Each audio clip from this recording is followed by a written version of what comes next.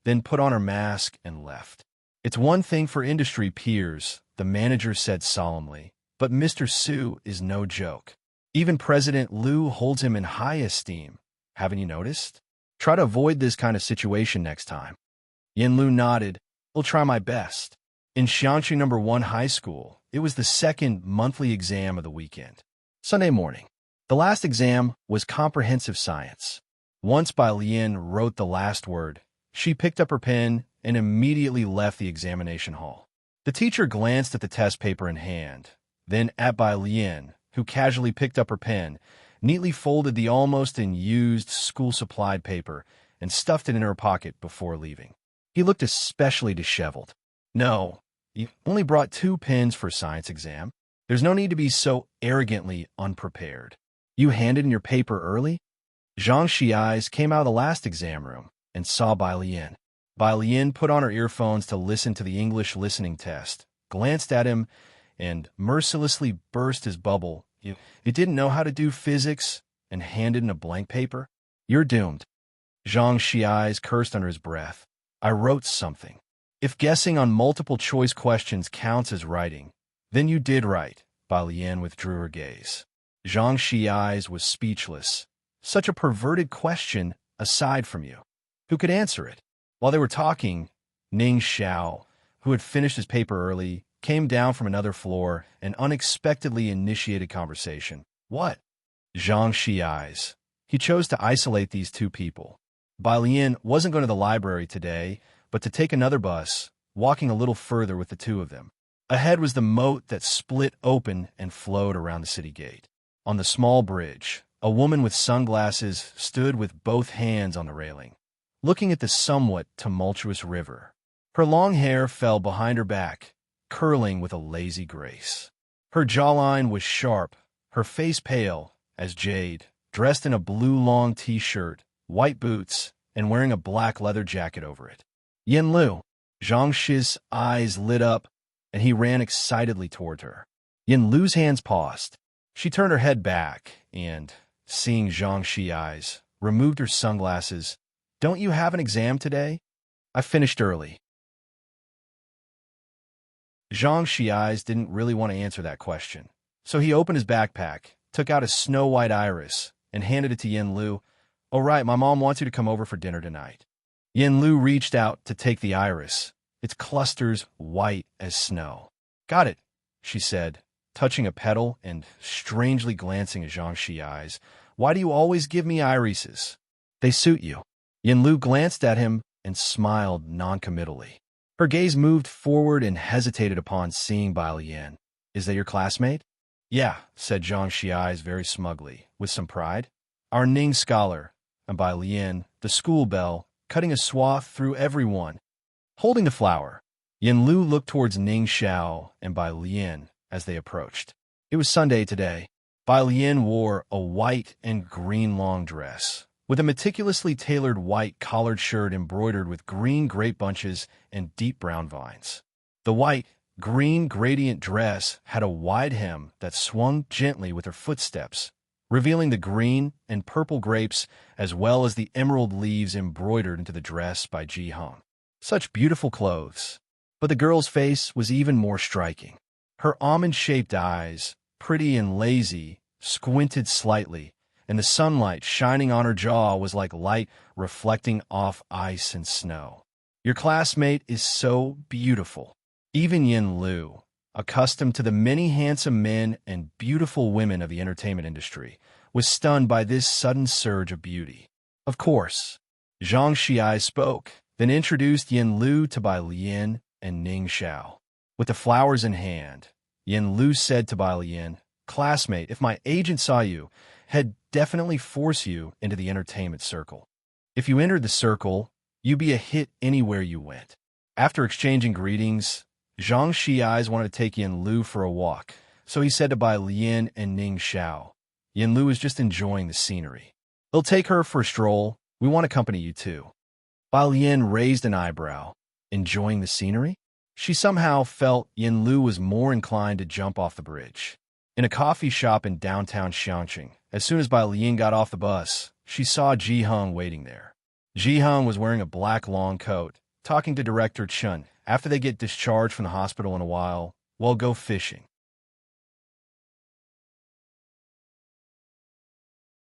Chapter 203. 075 Divine Picker emerges from nowhere. Annulment of engagement. Second update.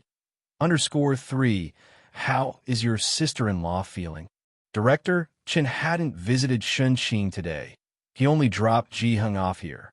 I see Brother Ji has been in good spirits these past 2 days. Not bad, Ji-hung replied, looking down and taking a drag from his cigarette. It was only when he saw Bai Lian get out of the car that he said, "She's here now. You don't have to wait with me anymore." Miss Bai. Director Chen straightened up as he saw Bai Lian. He called Ji-hung uncle and Ji Xiaojun brother, and he still called Bai Lian Miss Bai. After all, everyone addressed each other in their own way. Standing 2 steps away, Bai Lian looked through the glass and saw the elegantly dressed Madame Song. As Ji-hung walked over, she listened to an English recording and asked, "What do you want to see her for?" "Don't ask." Ji-hung exhaled a cloud of smoke, his voice unclear. He stubbed out his cigarette before entering the coffee shop. Sitting by the window inside the coffee shop, Madame Song was sitting upright. She had been holding her coffee and had noticed Ji-hung and Director Chun at the door for some time. Ji-hung was wearing the kind of traditional Chinese attire he made himself, the very picture of a common man from Shanqing. Madame Song hadn't paid much attention until Bai Lian walked in with Ji-hung. Only then did she realize that this man was likely Bai Lian's grandfather, Ji Mulan's father. "Mr. Ji, hello." Madame Song greeted Ji-hung very politely, inviting both to sit across from her and ordering coffee for them. "By AO, we'll drink, right?" "No need," Bai Lian said, sitting next to Ji-hung, tapping her fingertips on the table. "Just speak directly to me if you have something to say." "Song Min hasn't arrived yet," said Madame Song, somewhat embarrassed. She had called Song Min, speaking in a low voice. "Alien and her grandfather are here." "Where are you?" At the other end of the phone, Song Min hesitated before replying, "I was discussing a topic with Xiaoqi and forgot. Give me 10 minutes. Madame Song had long been aware that Song Min wasn't very concerned about matters regarding Bai Lian. She looked up, helplessly explaining to Ji-hung and Bai Lian. Ji-hung had always been a man of few words. He set his pipe on the table, grunted in acknowledgement, and said no more. Bai Lian glanced at Ji-hung, and seeing that he was still waiting, she closed her reading app and sent a message back to Lance on WeChat. Only then did she open an app, took a pen and a neatly folded piece of paper from the hidden pocket of her long skirt, and began to work on a question. A newly released question on optical physics. Not overly difficult. She glanced at it, quickly sketched the refraction angles on the paper, and began writing down the solution at a measured pace. Ji-hung watched from the side. She never used a ruler when she drew.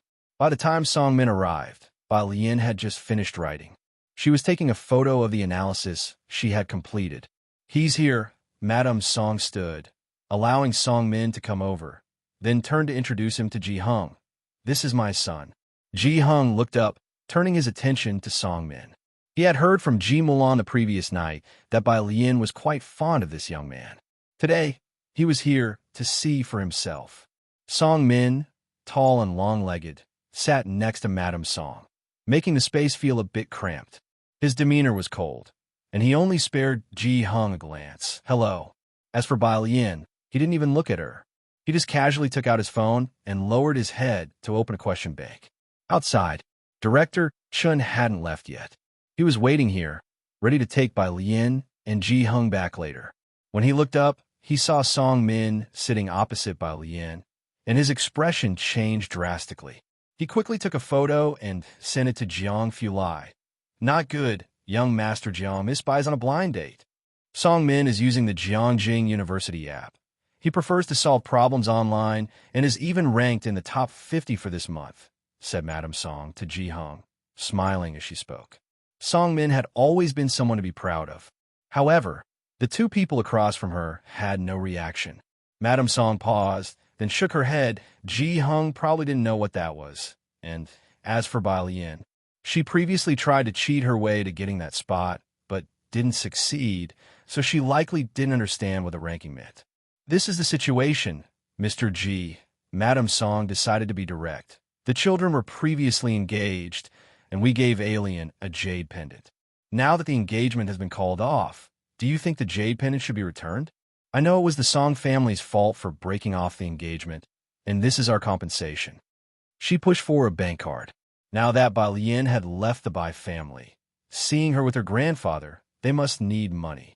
Ji Hung didn't say a word, nor did he look at the bank card, simply turning his head to gaze at Bai Lian.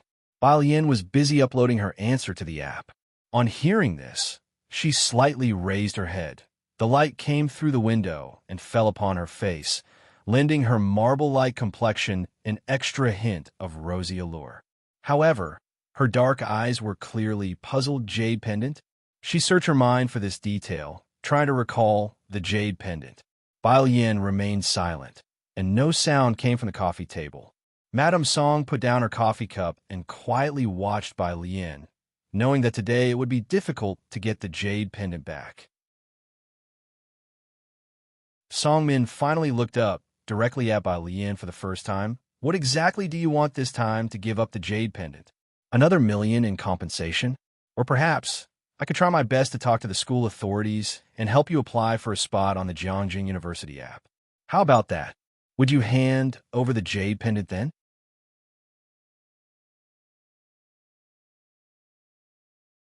Chapter 204, 076. Jan Shun has already been very law-abiding. _1 Song Min was the biggest dark horse at Beiqing High School in recent years. His rank was closing in on Jiangjing.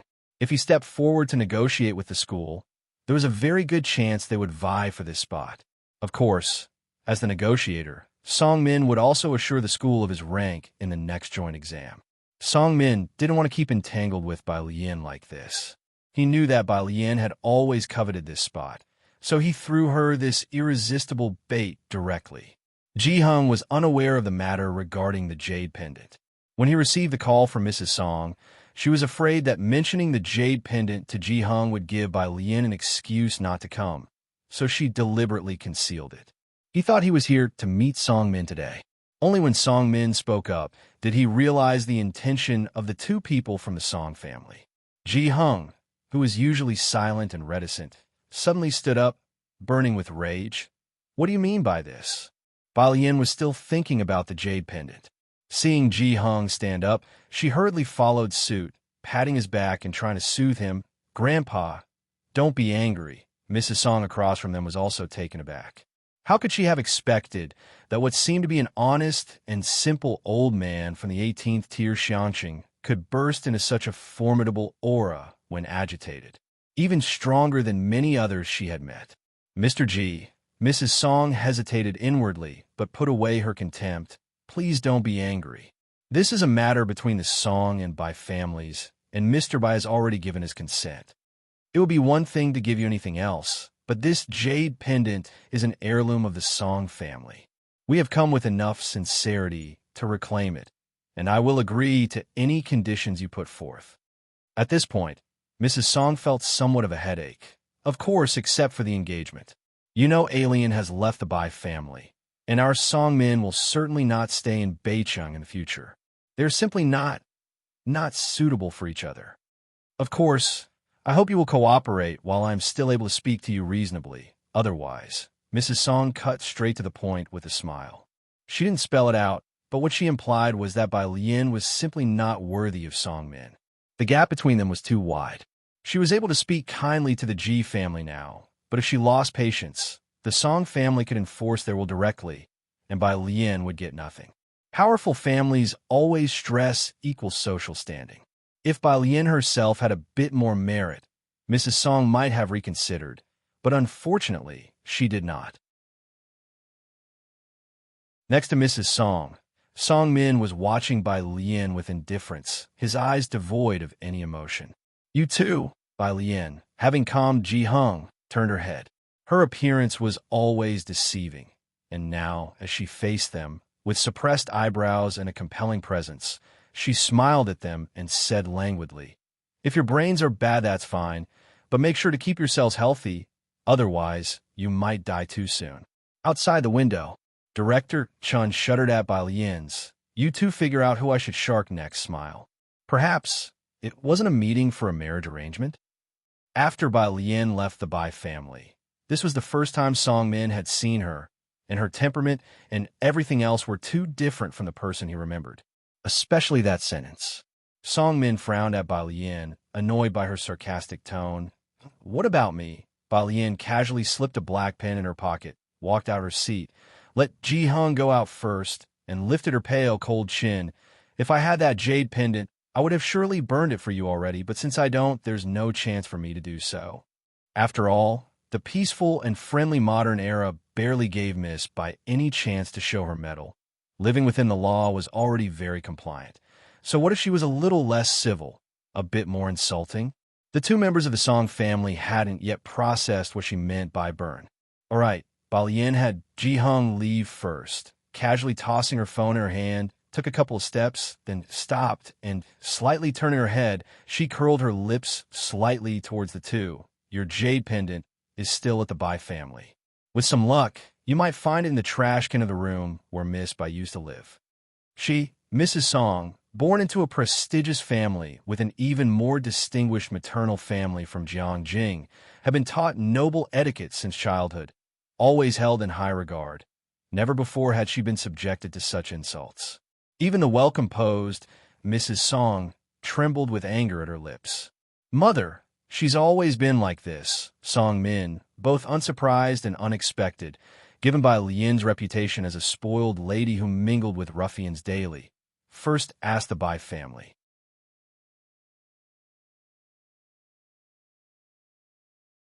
Chapter 205, 076. Jan Shun has already been very law-abiding. _2 he called the Bai family to confirm if what Bai Lian said was true. I had planned to speak a few good words for her to Bai Qiming when I returned. Mrs. Song took a sip of coffee, calming her anger, but now it seems there's no need for me to do so.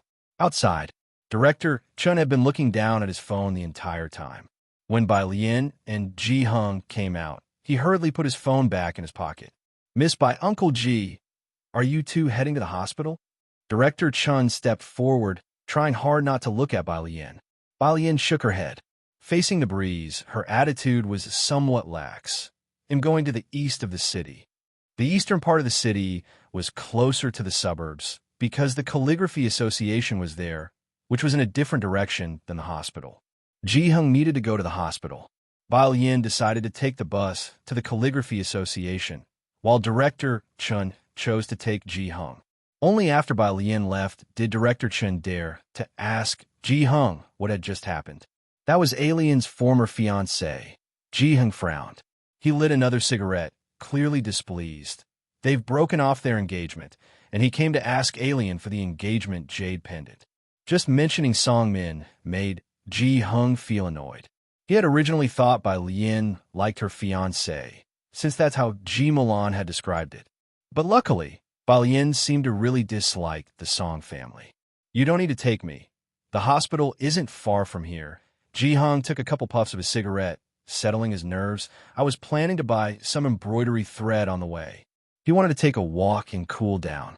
He had bandaged his hand at the hospital ward, so when Ji Xiaojun went to teach students, he would embroider and keep him company by the bed. "Ah, okay." Director Chin nodded, still somewhat dazed. "Miss Bai was engaged?" "No." "She broke off the engagement now?" "No, wait. How dare they break off Miss Bai's engagement?" He typed furiously, indignantly sending a flood of text to Jiang Fulai. "Chun Yongquan, asterisk and amp, percent and amp, you and hashtag asterisk, Chun Yongquan." In any case, he came to ask Miss Bai for the jade pendant. Chen Yongquan was very angry. How dare he break off Miss Bai's engagement? Jiang Xiao. Question mark. Chen Yongquan withdrew a message. Chen Yongquan. Breaking it off was a good and brilliant move. Chen Yongquan. Fireworks, fireworks, fireworks, fireworks, fireworks. Seeing Jiang Fulai did not reply again, he couldn't help but wipe the sweat from his brow. Then he scrolled up through the chat history, wondering how he had dared to send so many words to Master Jiang. He took out his cigarette pack and drew out a cigarette to bite on, lighting it up and beginning to reflect on his own actions. Song Min and Mrs. Song also came out of the coffee shop. Confirmed, Song Min received a message from the Bai butler, his expression exceedingly surprised. Her jade pendant really wasn't taken. Even better, Mrs. Song nodded, still furious. As expected, the local conditions breed local people. Let's see what kind of splash she can make here.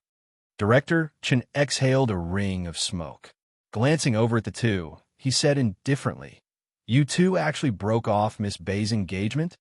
And who are you?" Song Min looked over. Director Chun smiled.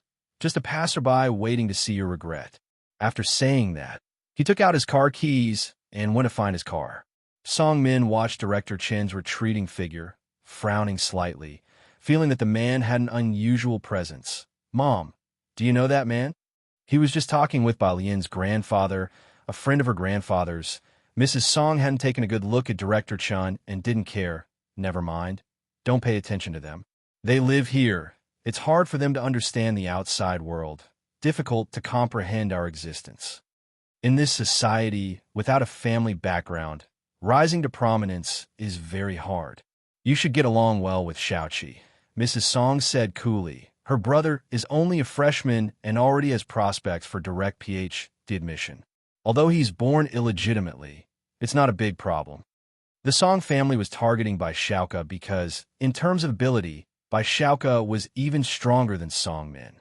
As for the illegitimate child, nowadays, illegitimate children also have rights to inheritance. So what about them? The Song family simply didn't care, let alone the fact that Bai Qiming had already divorced Ji Mulan. Song Min nodded, his mind preoccupied with Chief Chen's matter as he slightly furrowed his brow. Before he could think further, his phone beeped. He checked it and saw, on the Jiangjing app's public screen, it was refreshing with messages. God of Answers has updated the answer bank. Everyone go for it. Song Min's attention was captured. He stopped thinking about Chief Chen's matter and immediately opened this month's question bank. He had been stuck on one question for a long time. When the answer came out, he didn't continue working on it, but chose to give up and carefully watch the updated answer. It was the familiar, neatly written font. There were drawings on top, and unlike the cold reference answer that only included drawings, this answer had detailed explanations next to it. Song Min seriously looked at the question, his gaze touching the edge of the reference answer, where a corner of a black wooden desk had been captured in the shot. He was slightly startled. It seemed somewhat familiar. In the east of the city, at the Calligraphy Association. When Bai Lian arrived, there were already 7 or 8 kids seated in the spacious courtyard. Jiang, he was sitting alone in a corner, not practicing calligraphy, but holding a dictionary as big as his face, with his small brow furrowed. Jianjia was bending over to teach a student how to hold a pen. Seeing Bai Lian coming over, he lifted his head and, after carefully finishing the lesson with the student, he came over while scratching the back of his head. "Miss Bai." As he spoke, he shook his hand. He hadn't gotten used to the iridium tied to his hand for several days. After Bai Lian taught him how to practice his posture, he started addressing her respectfully as Miss Bai, especially when Jiang Fulai was around. "The day before yesterday, I saw people from the martial arts gym next door come back. Jianjia mentioned a serious matter to Bai Lian, but he ignored me. Everyone around says that the gym has been closed for 10 years. There used to be students there, but in the end, they all went to Shiwan Taekwondo." Bai Lian looked at the place next door. Mao Cohen had also mentioned this before, and she nodded slightly. Jianjia led her inside to look at the newly arrived batch of brushes, ink, paper, and inkstones. "I have a train tonight. He'll come back after getting a certificate from the school." He was a junior majoring in art at Beijing University and basically had no classes left. After touring the entire Calligraphy Association, Bai Lian taught a few children the essentials of studying calligraphy, then took Jiang he out to eat. The Calligraphy Association had a cafeteria, but for the large pot meals that Bai Lian could eat, the picky Jiang he could not. She found a small restaurant nearby, and after finishing their meal, she took Jiang he back to the library to continue searching for questions to practice. Tang Ming and Ning Xiao were both there. God of Answers. Ning Xiao said, "You finished all the physics?" Bai Lian had just arrived when Tang Ming wouldn't let it go. Bai Lian picked up a few books from the shelf behind, and hearing the question, she raised her eyebrows at him. Otherwise, forget it. Tang Ming hadn't finished 2 questions today and sighed, "If this month's test is so difficult, what are we going to do about next week's joint exam?" Joint exam? Bai Lian put the books aside, hearing the word for the first time. She opened the app for Jiangjing University, looking at Tang Ming. She signaled a question. Tang Ming nodded furiously, explaining to Bai Lian, "Yes, it's the midterm exam next week. Every midterm and final exam. All the high schools in Beicheng use the same test paper. The teachers from Beicheng make it, and the difficulty is extremely perverse, understand? Compared to next week's paper, what we had today is nothing. The questions from Beicheng are difficult. Every midterm and final joint exam, I barely pass math. But there are a few crazies at Beicheng High School, especially that one named Song Min. Tang Ming's resentment was deep, do you know? Last final, I got an 80 in math. He got 137, even more than Ning the study god by a dozen points. To take an exam with those crazies from Beicheng High School, what is that if not torture?" As he spoke, Tang Ming suddenly looked at Bai Lian. "Wait a second."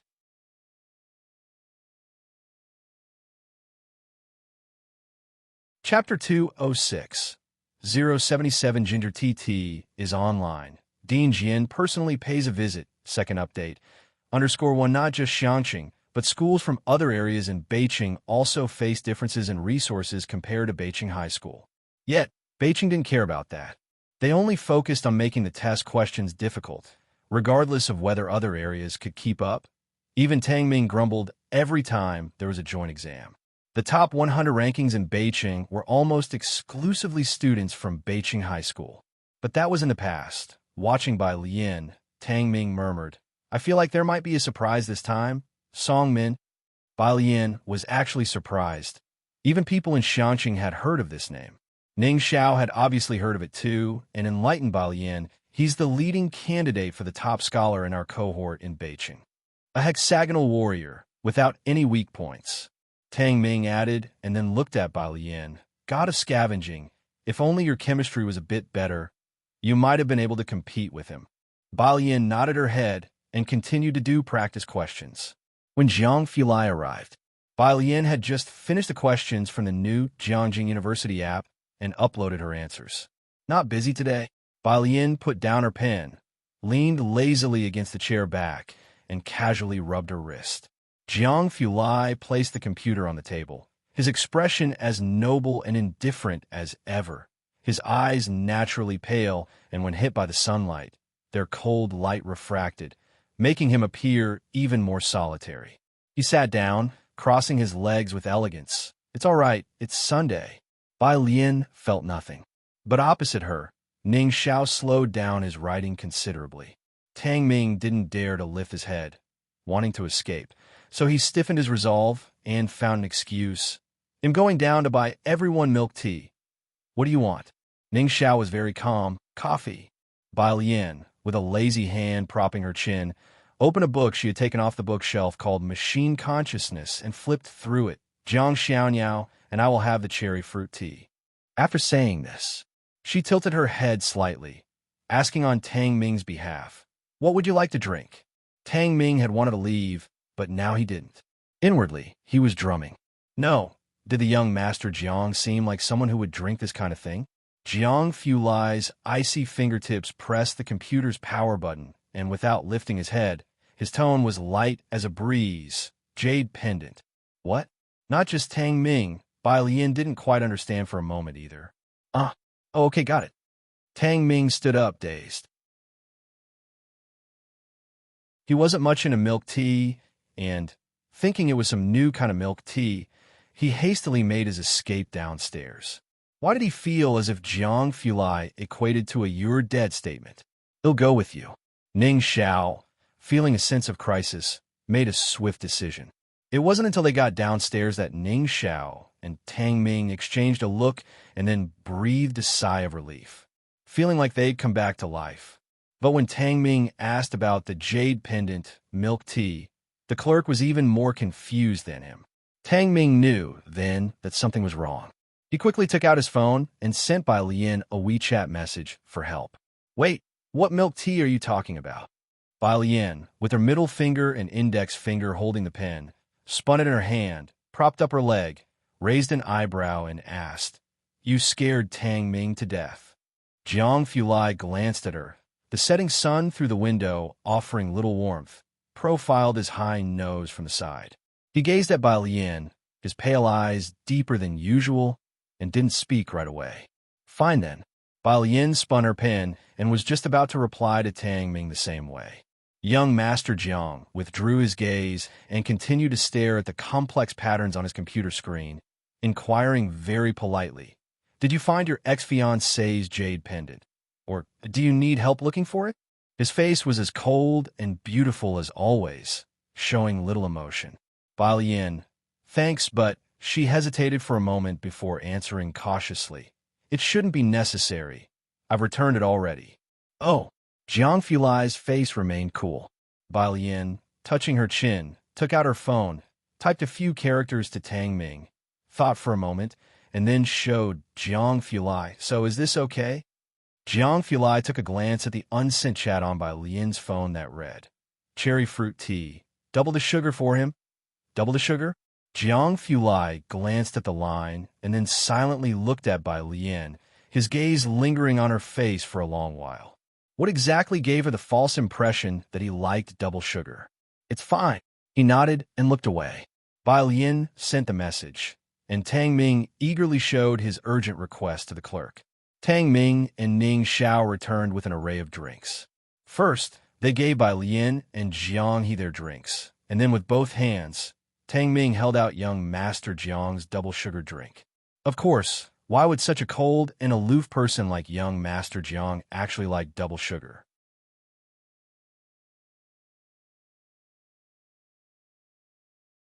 Chapter 207 077 Ginger Tea is online. Dean Jin personally pays a visit. Second update. _2 Tang Ming wouldn't dare make such a complaint. Jiang Fulai casually took a sip of his milk tea with one hand and inserted the straw nonchalantly, his expression serene. However, the hand holding the milk tea was pale and cold, seemingly colder than the iced milk tea itself. Bai Lian took a sip and observed him for a while before pulling out the test Ning Xiao was writing and slapped it down in front of Jiang Fulai. "Mr. Jiang, could you take a look at this problem?" Jiang Fulai's expression returned to that indifferent look. He bent down to look at the question. Then he explained it to Bai Lian. Ning Xiao, who was still in the posture of holding a pen, looked puzzled. Should he not be here? After finishing her problems, Bai Lian went to visit Shun Qing in the evening. She would always avoid Ji Milan and Suen. She didn't hide this fact, so Ji Heng and Ji Xiaojun acted as if they didn't know. Sometimes, when they were about to run into those two, they would inform Bai Lian in advance. But today, Ji Mulan and Su and had already visited in the morning. Bai Lian didn't expect to bump into them just as they were coming out of the hospital in the evening. Due to the last incident, Ji Mulan had a complex look in her eyes upon encountering Bai Lian. Su-en, on the other hand, greeted Bai Lian openly. Bai Lian tugged at her lips, the greeting perfunctory at best. Mao Kuan had been squatting at the hospital entrance waiting for Bai Lian. He didn't care about Su-en at all. As soon as he saw Bai Lian, his eyes lit up. "Sister, the thing you wanted is ready." He handed her a cloth bag. Bai Lian unfolded it to find the plum blossom needles she had requested neatly arranged inside. Ji Mulan frowned instinctively at the sight of Mao Kun's blonde hair. She wanted to say something, to inquire about how the issue with the Song family was resolved that day, but this time she dared not speak. Suen gave her a glance before stepping forward, surprised. "Silver needles? What do you need these for?" "Dr. Lance wants to try our acupuncture." Bai Lian put the silver needles away, answering dismissively. She didn't talk much with the two of them and turned to head towards the inpatient department. Mao Kuan stood in place. Only after Bai Lian left did he take out a cigarette from his pocket, light it, and glare at Ji Mulan with a menacing look. What are you looking at? Want to lose your life? Mao Kuan, who could attract serious police attention and still dare to challenge the cops, only restrained himself in front of Bai Lian. Other people, do you think he would take them seriously? Not to mention Ji Milan. Even Su En was startled by him. Once Mao Kuan left, Ji Milan frowned. How come she makes these kinds of friends even after coming to Shanqing? Su En didn't speak, only remembering that night, the gang of youths on motorcycles, the leader seemed to be this blonde guy, Shen Qing's ward. Bai Lian arrived shortly after Lance did. He was talking with Ji Hung. "The lake is very beautiful." Lance pointed at Ji Hung's robe and kept talking. "ID like 1-2.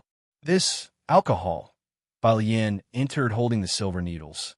After checking Shen Qing's pulse, Bai Lian saw that Shen Qing's ventilator hadn't been removed, and there was a tube inserted in her nostrils. She couldn't speak, but it was clear that her spirits were good.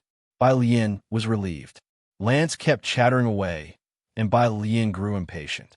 "Grandfather, just make one for him." She was somewhat puzzled. Ji Hing shouldn't refuse such a request. He should be happy to oblige. Ji Xiaojun beside her almost laughed. He lowered his head, pointed at Lance's flamboyantly patterned shirt, and explained to Bai Lian, "Dr. Lance wants a robe in that kind of pattern." Bai Lian, that aesthetic sense was stepping on Ji Hung's toes. She couldn't begin to picture a robe made with such patterned fabric. She didn't try to persuade Ji Hung further. "He'll go back and make it for you."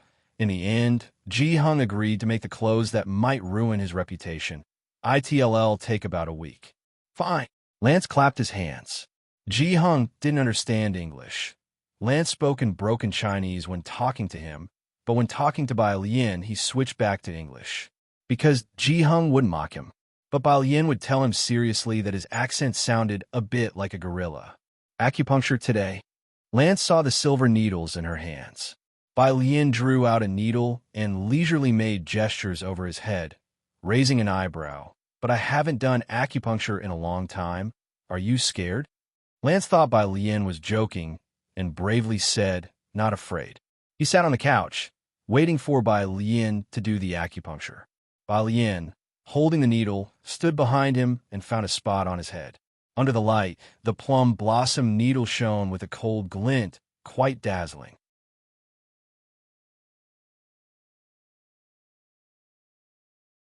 Chapter 208 077 Ginger TT is online.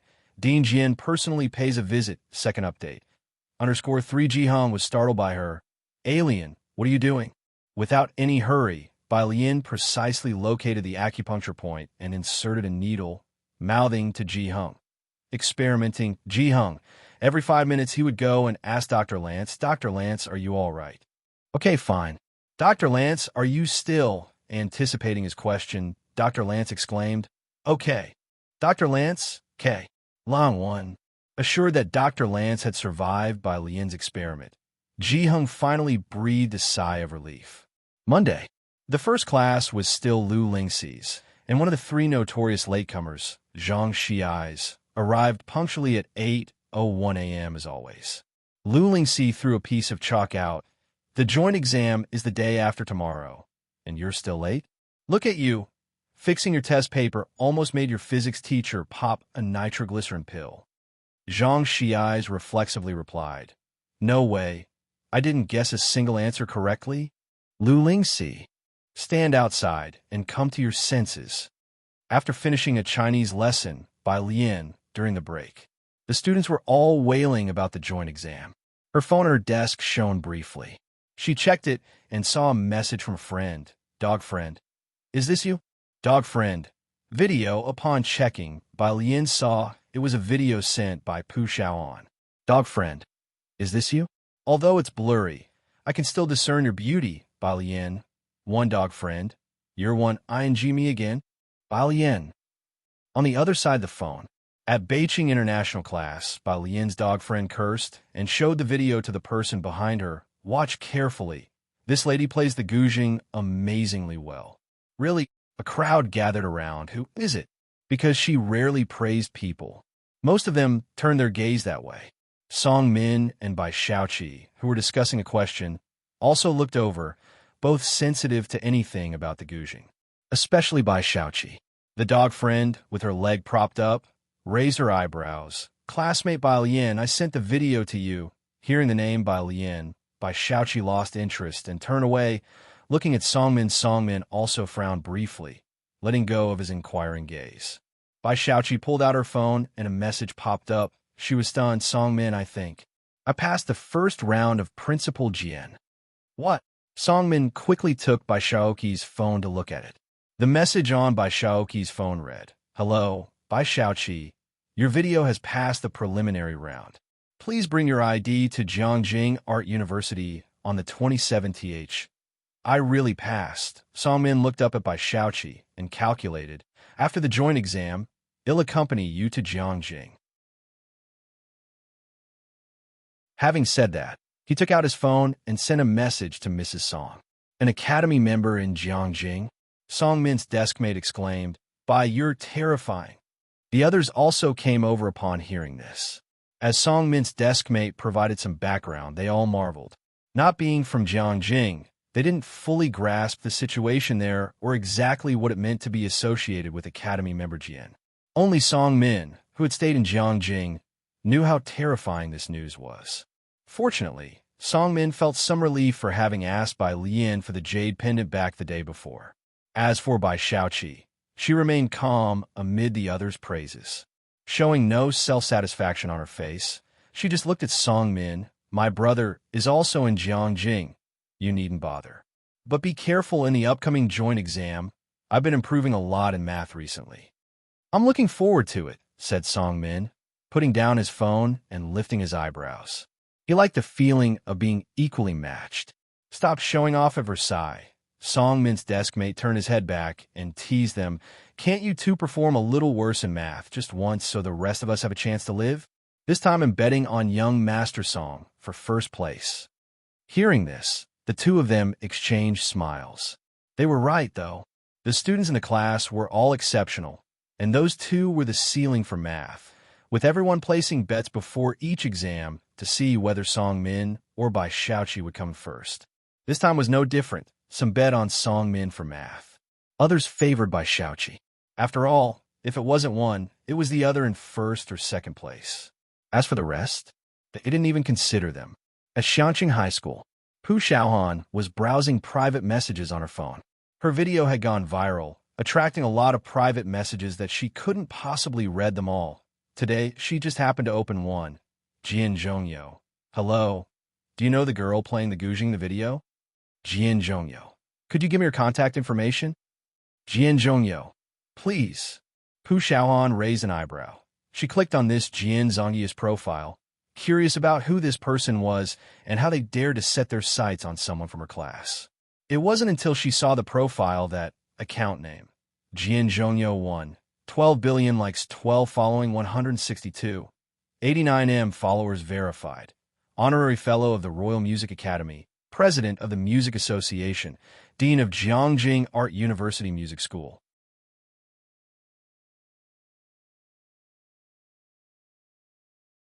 Chapter 209 078 Disdain for all things Zhangfulai. How awesome was the Daong era?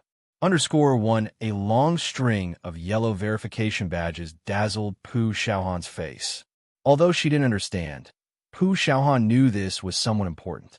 She very unladylike mimicked Zhang Xi's. Holy shit. Pu Xiaohan quickly followed this Jian Zhongyo, then turned around and held her phone screen towards Bai Lian.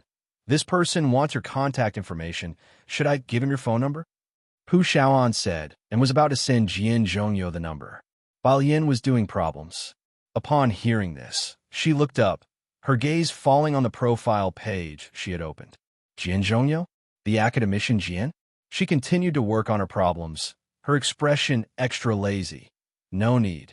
Pu Xiaohan didn't understand music and didn't recognize Jian Zhongyo, but seeing the number of followers, the string of verifications, and the Royal Music Academy along with Jiangjing Art University, she could tell how impressive this person was. She lowered her voice. I think I should still give it to him. This person looks like. Bai Lian silently looked up. Her eyes were beautiful from every angle, clear and bright, with black pupils reflecting a clear upside-down image of Pu Xiaohan, like a beautiful white cat lazily sprawled on the table. Pu Xiaohan always found it hard to refuse. She fell silent. "Okay, I got it." She reluctantly replied to the Dean Jian. "Sorry, crying. Jian Zhongyo seemed to have been waiting for her response.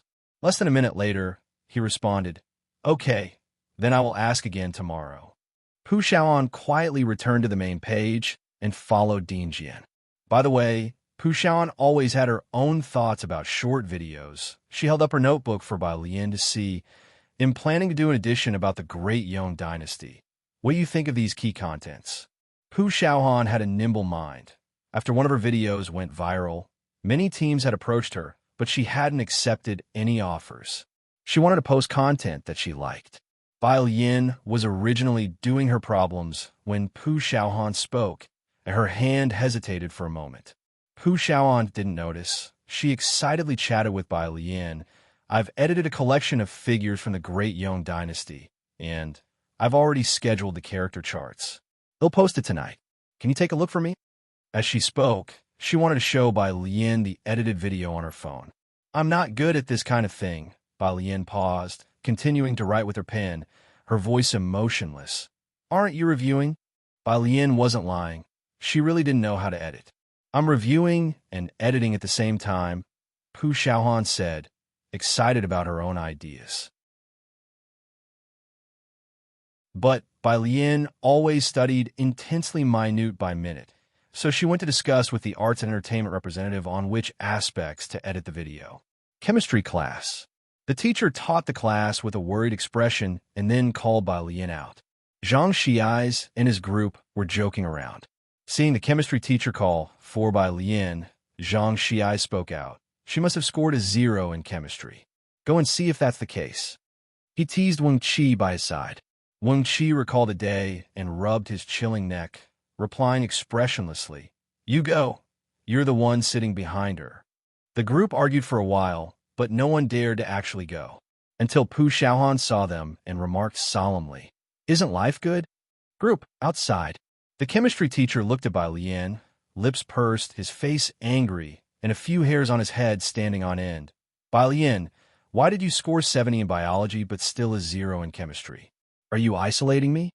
Bai Lian was startled and explained, "Teacher, no, I haven't fully mastered biology yet." She also spent a lot of time on physics, and maths was relatively okay. She had some memories from the original body, so it wasn't too hard to learn. It was just that she favored physics over biology and chemistry, which she didn't like much. "Enough." The chemistry teacher interrupted her coldly, his aura commanding. "So you want me to beg you before you're willing to learn?" Bai Lian wanted to explain further. "Fine." The chemistry teacher looked around stealthily, making sure no one was around. Then he put his hands together and whispered, "Then what if I beg you? Would that do?" Bai Lian, "Teacher, I'll do my best." The chemistry teacher put his hands behind his back again, returning to a stern and cool demeanor. Lunchtime. Class 15 had a bunch of people gathered together for lunch. Pu Xiaohan, getting her meal, sat down next to Yang Lin and looked at the banner stretched across the cafeteria. "Is this Yolu? He actually donated a scholarship to our school." Apart from the Chun family, it was rare for anyone to donate to the school. Pu Xiaohan was quite surprised.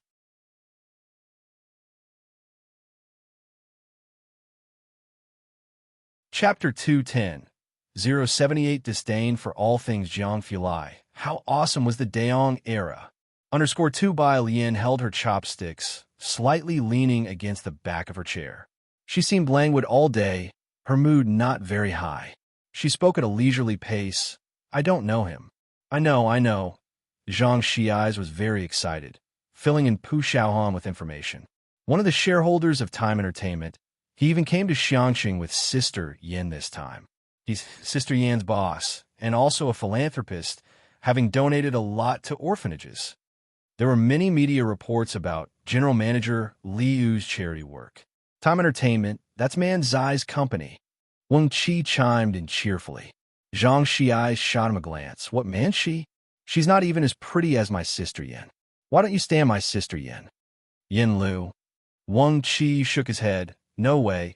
She's ranked several tiers below Manxi. Manxi's list, your sister Yin is. Okay. C-list, happy now? Can you even compare? Plus, Manxi is the entertainment industry's recognized goddess beauty. Her acting is great, and she can sing too. My sister Yin is clearly prettier. Zhang Xi's disagreed. The two of them started arguing about who was prettier. No need to argue anymore. Pu Xiaohan slammed the table, settling the matter. None of them are as pretty as Sister Lien. Zhang Xi's and Wang Qi both touched their noses. That was a point they couldn't refute. Sister, Zhang Xi's suddenly picked up his chopsticks, addressing Bai Lian. If you go into the entertainment industry, you'll crush Manxi. Her fans blindly hail her as a goddess beauty every day. A bunch of ignoramuses. You should go and show them what true goddess beauty is. Wang Qi cursed him out. Yin Lu can't beat our girl, so you're seeking outside help, huh? Sister Lien is the one who needs to dominate the academic world. Zhang Erbi, watch out. The principal might climb up to your bed in the middle of the night. Yo, you're scared. You're scared, Lulu. Pu Xiaohan was used to it. She shrugged at Bai Lian. That's how fervent fans are. Yin Lu saved your life, or something. That's why you like her so much. Wang Qi couldn't out-argue Zhang Xi's, so he muttered. Zhang Xi's leaned back, raising his eyebrows. That's right. Wang Qi. I fell into a river when I was little. I was about to get washed away. Zhang Xi shared the story for the first time with people at the dinner table. Sister Yin jumped in and saved me. Wang Qi. No way you're serious? West City Cemetery. The old gatekeeper watching TV saw the woman in a black dress lingering at the foot of the mountain for a long time, and he couldn't help sticking his head out. Miss, are you here to pay respects to someone? Don't remember the way. Yin Lu took off her sunglasses, tilting her head back slightly and smiling at the old man. No. The old man glanced at Yin Lu, feeling she looked somewhat familiar. Then hurry up and leave. This place has heavy Yin energy. Sure. Yin Lu lifted her chin, the warm sunshine illuminating her exceptionally bright face. Grandpa, how much is a grave here? Here? 12,000 a spot. The old man switched channels. He didn't have many people to chat with, so he talked a bit more with Yin Lu. Are you preparing it for an elder? Then you should hurry. The price is going up next month. 12,000, not expensive. Yin Lu thanked him. I will buy one before then. As she turned to leave, the old man suddenly remembered who she was. I remember now. Aren't you that celebrity Yin? Yin Lu paused. As a minor 18th tier celebrity, she almost never needed to wear a mask when going out. She didn't expect to be recognized, Yin Lu. Right. Yin Lu, the old man became somewhat excited. My granddaughter really likes you. She has many of your photos in her room. Could you give her an autograph? He took out paper and pen. Yin Lu stared at the paper and pen for a long moment, signed her name, and murmured softly, Please thank her for her fondness for me. Evening. Ji Hung, who had been providing companionship at the hospital all day, was worriedly designing robes for Lance at home. Bai Lian intended to take the bus to the hospital. She hadn't yet reached the bus stop when she saw a car parked by the roadside. She opened the passenger door and sat down. In the back seat, Jiang He, who was twisting a Rubik's Cube, looked up at Bai Lian silently, then sighed dejectedly and continued with the cube. Jiang Fulai was in the driver's seat, his left hand lightly resting on the steering wheel, his presence notably chilly. He turned his head slightly to look at Bai Lian, his fingertips absently tapping on the black steering wheel. Bai Lian casually greeted him, seemingly no different from usual days. He seemed thoughtful. Bai Lian felt that Jiang Fulai must have known she was going to the hospital. Otherwise, he wouldn't have been waiting for her. However, once she got into the car, he didn't speak for a long time. He just rested his hand on the steering wheel, looking out the window, offering her only the very sharp profile of his face.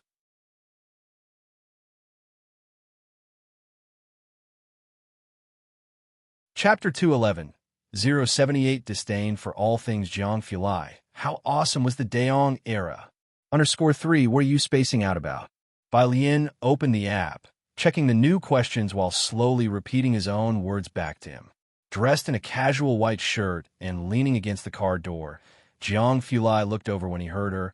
"I'm thinking about a problem." "What problem?" Bai Lian asked casually. "Why do you always drink cherry-flavored fruit tea?" Jiang Fulai stretched his body and started the car. Bai Lian studied the question carefully. "Of course, because it's tasty." "Oh." Jiang Fulai responded with an expressionless tone. Just when Bai Lian thought the topic had ended, someone suddenly chimed in. "I thought it was because your ex-fiancé liked it. Turns out it's not." His tone was as calm as ever, with an air of aloofness that was intimidating, but sounded somewhat strange. Every time Bai Lian heard about Song Min, she felt cursed. She sat up straight and warned Jiang Fulai, "Don't contaminate my milk tea." Jiang Fulai drove onto the main road, glanced at Bai Lian, and then quickly looked away, languidly saying, "You think I want to mention him?" I'd rather curse Jiang Xiaonyao. Jiang, he from the back seat. When Jiang Fulai parked the car in the hospital parking lot, Chief Chun, carrying a basket of fruits, hummed a tune as he got out of the opposite car. He had barely taken a step when he felt a chilling gaze. He paused, slowly looking up.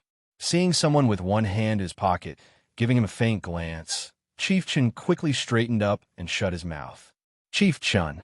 Bai Lian greeted him in a friendly manner. Chief Chun was very cautious. "Miss Bai. Xiaojiang, Yongquan, you guys are here too." In the ward, Ji Xiaojun was wiping Shun Qing's hands, then instructed Bai Lian, "Alien, pour them a glass of water." Bai Lian nodded, picked up the kettle to go outside to fetch water. Chief Chin's heart skipped a beat, hastily putting down the fruit basket. "Miss Bai," he reached out to take the kettle from Bai Lian's hand. "I'll do it, I'll do it." With Mao Kuan not there, no one competed with Chief Chun. Chief Chun took the kettle outside with a slight hint of pride. Jiang, he glanced at Chief Chun, not understanding what there was to be proud of just for fetching water. Xing looked at Jiang Fulai and Bai Lian, blinked her eyes, motioning to Ji Xiaojun that she wanted to remove the oxygen mask and the tube, as she couldn't eat yet and was on a 4-drip. Bai Lian checked Shun Qing's pulse as usual. "Uncle, go find a doctor. I think Annie doesn't need to wear these anymore." Jiang Fulai looked at her. Bai Lian slowly withdrew her hand. Ji Xiaojun also felt Shun Qing had lost a lot of weight from not eating, so he stood up to find a doctor. He'll ask the doctor. The doctor soon came to examine Shun Qing. On regular days, the chief physician talked a lot. Today, because of Jiang Fulai's presence, he rarely even raised his head, only daring to say a few words when Ji Xiaojun asked. Finally, Shun Qing's oxygen mask was removed. She blinked her eyes, finally able to speak. Cough, cough. Shun Qing's voice was very hoarse. She looked triumphantly at Ji Xiaojun. The first thing she said was, 2 million. I didn't take it. I listened to you, right? Ji Xiaojun pursed his lips. He didn't speak. After a long while, he then said, "Next time you can take it." Bai Lian sat on the edge of the bed, one hand lazily propped on it. Listening to Ji Shan's words, she just looked at Shun Qing, curved her lips, and spoke leisurely. "Right in. Feel free to take it. Leave the rest to me." Ji Xiaojun and Shun Qing both smiled, taking it as a joke. Only Chief Chun sitting behind on the sofa. He glanced at Jiang Fulai, who seemed as if he hadn't heard anything, still noble and contemptuous of everything, and thought, "Oh, now it's really over." The next day, Tuesday, as soon as Bai Lian arrived at class 15, she heard excited chatter. "We've gone viral. This time it's really viral. After 1,000 years, as soon as we bring out the Bai family army, these people are still helpless." Everyone was discussing it, including Zhang Xiais, who was very excited. Even Yang Lin, who was normally an exception, held her phone and watched for a while.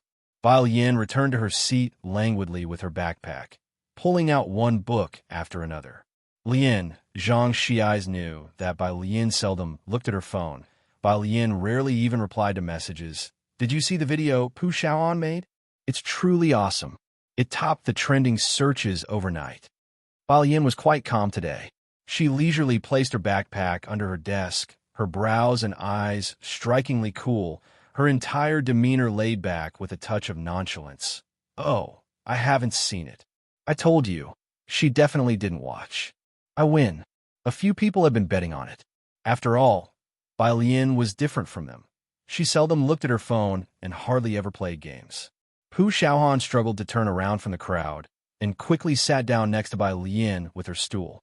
The group from Class 15 still wanted to linger around Pu Xiaohan.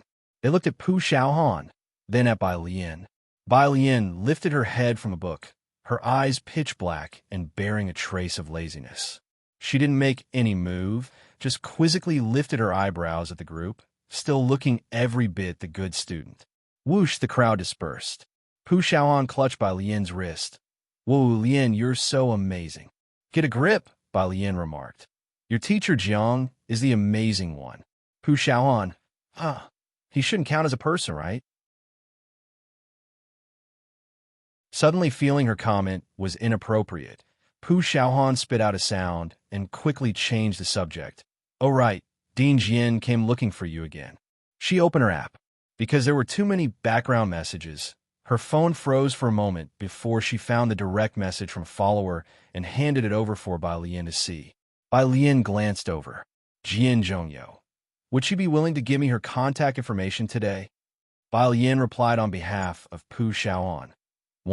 After replying, she handed the phone back to her. Pu Xiaohan watched silently by the side.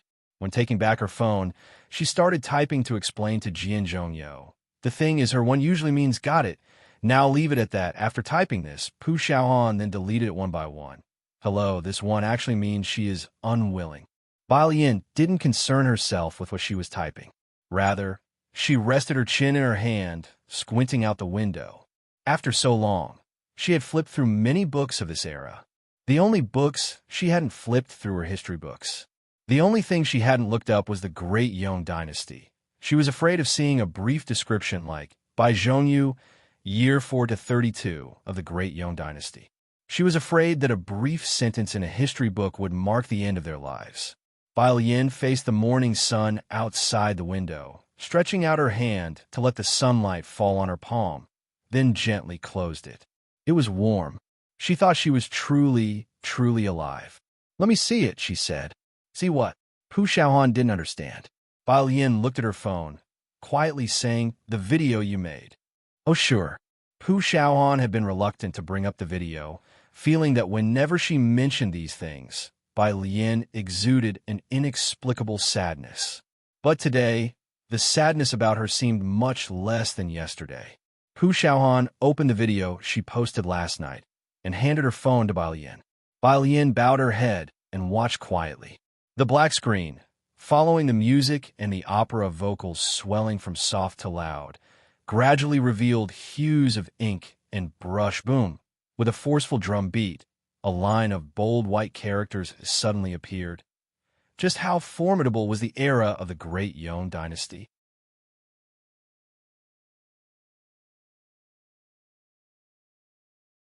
Chapter 212. The Unstoppable by Family's Young Miss Returns. Second update.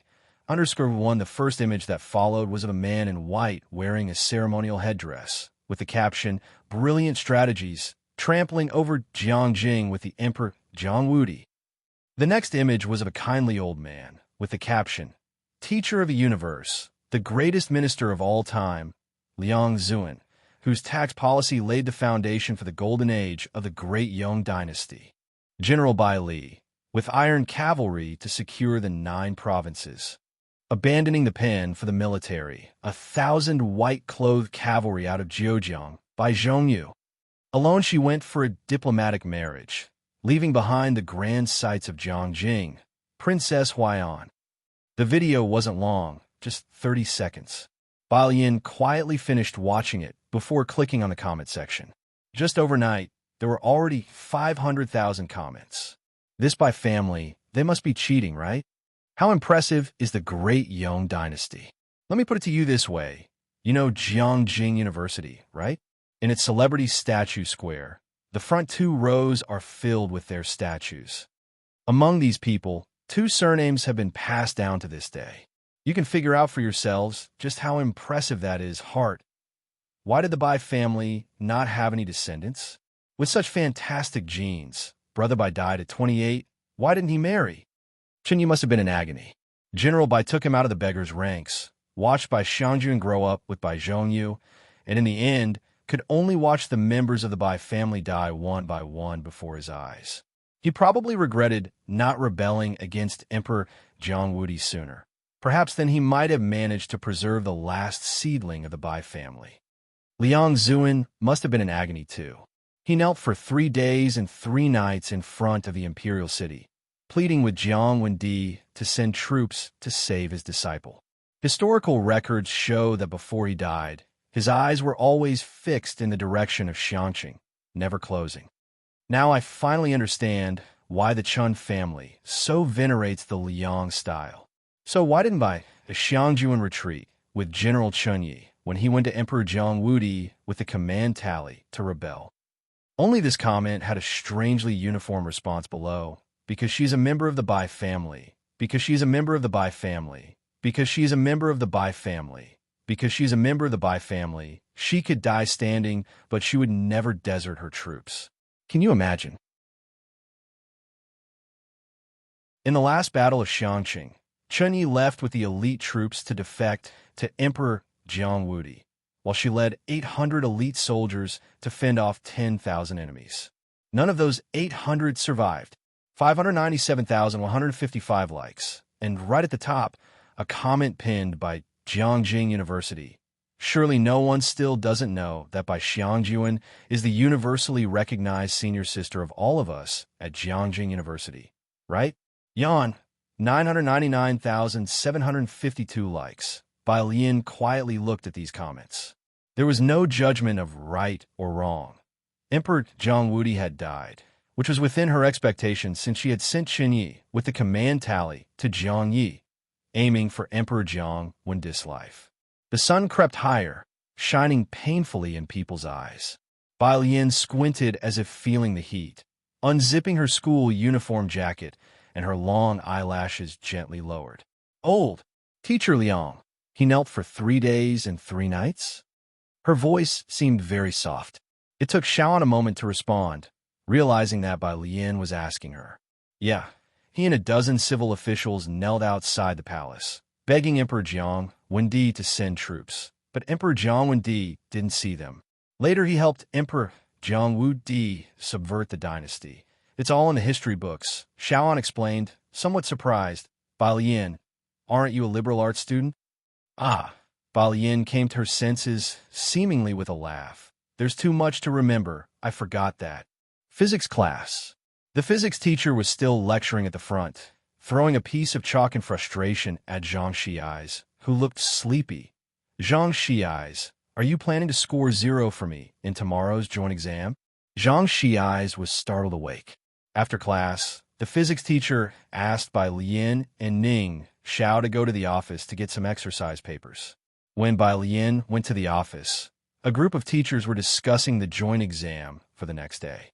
The physics teacher began talking about Zhang Shi's. In this joint exam, Zhang Shi's is definitely going to come last in physics, no doubt about it. This should be the last joint exam, Lu Lingxi said, sitting back down. Long before this conversation, Bai Lian had heard about the joint exam from Tang Ming. During every midterm and final joint exam, over 100 schools in Beicheng would participate together. It wasn't only to measure each student's abilities, but more importantly, Beicheng's exams were set by those involved in setting the national college entrance exams. Although the exams were tough, the test papers were extremely important for the students and teachers. Xiangqing did not have as good educational resources as Beicheng, hence they placed great importance on each joint exam. Why is that? The physics teacher quickly stood up, frowning. Lu Lingxi sighed. There are too many county-level cities participating in each exam, and the results vary greatly from ours in Beicheng High School. They don't want to take the exams with us. In simpler terms, Beicheng High School didn't want to join those from municipal cities and below in the game anymore. This time, students Ning Xiao and Chunju from our school have a good chance of making it into the top 50. The physics teacher settled back into his chair and slowly said, are they planning to knock out everyone with one blow? It's useless. Lu Lingxi was calmer than the physics teacher. Unless someone from other schools outperforms them this time, Nobody else stand a chance. Isn't that a joke? That's Song Min. He's being compared to those monsters from Jiangjing, the physics teacher said, exasperated. He had seen Song Min's name in physics competitions. Who in Beicheng could possibly surpass him? As the two of them were talking, they saw Bai Lian with Ning Xiao. The physics teacher stopped talking about the topic at hand. He handed over the problems to the two students with a smile, his voice especially gentle. These are from the head teacher of Class 8 for you two. Study them well and give it your all in the test tomorrow. Bai Lian slowly took the problems with both hands. Her blue and white school uniform wasn't zipped up all the way, revealing the white shirt underneath, her eyes and eyebrows cast downward. Thank you, teacher. Ning Xiao followed with thanks. Seeing her and Ning Xiao, the physics teacher felt a little better. Hurry back to class, he said warmly.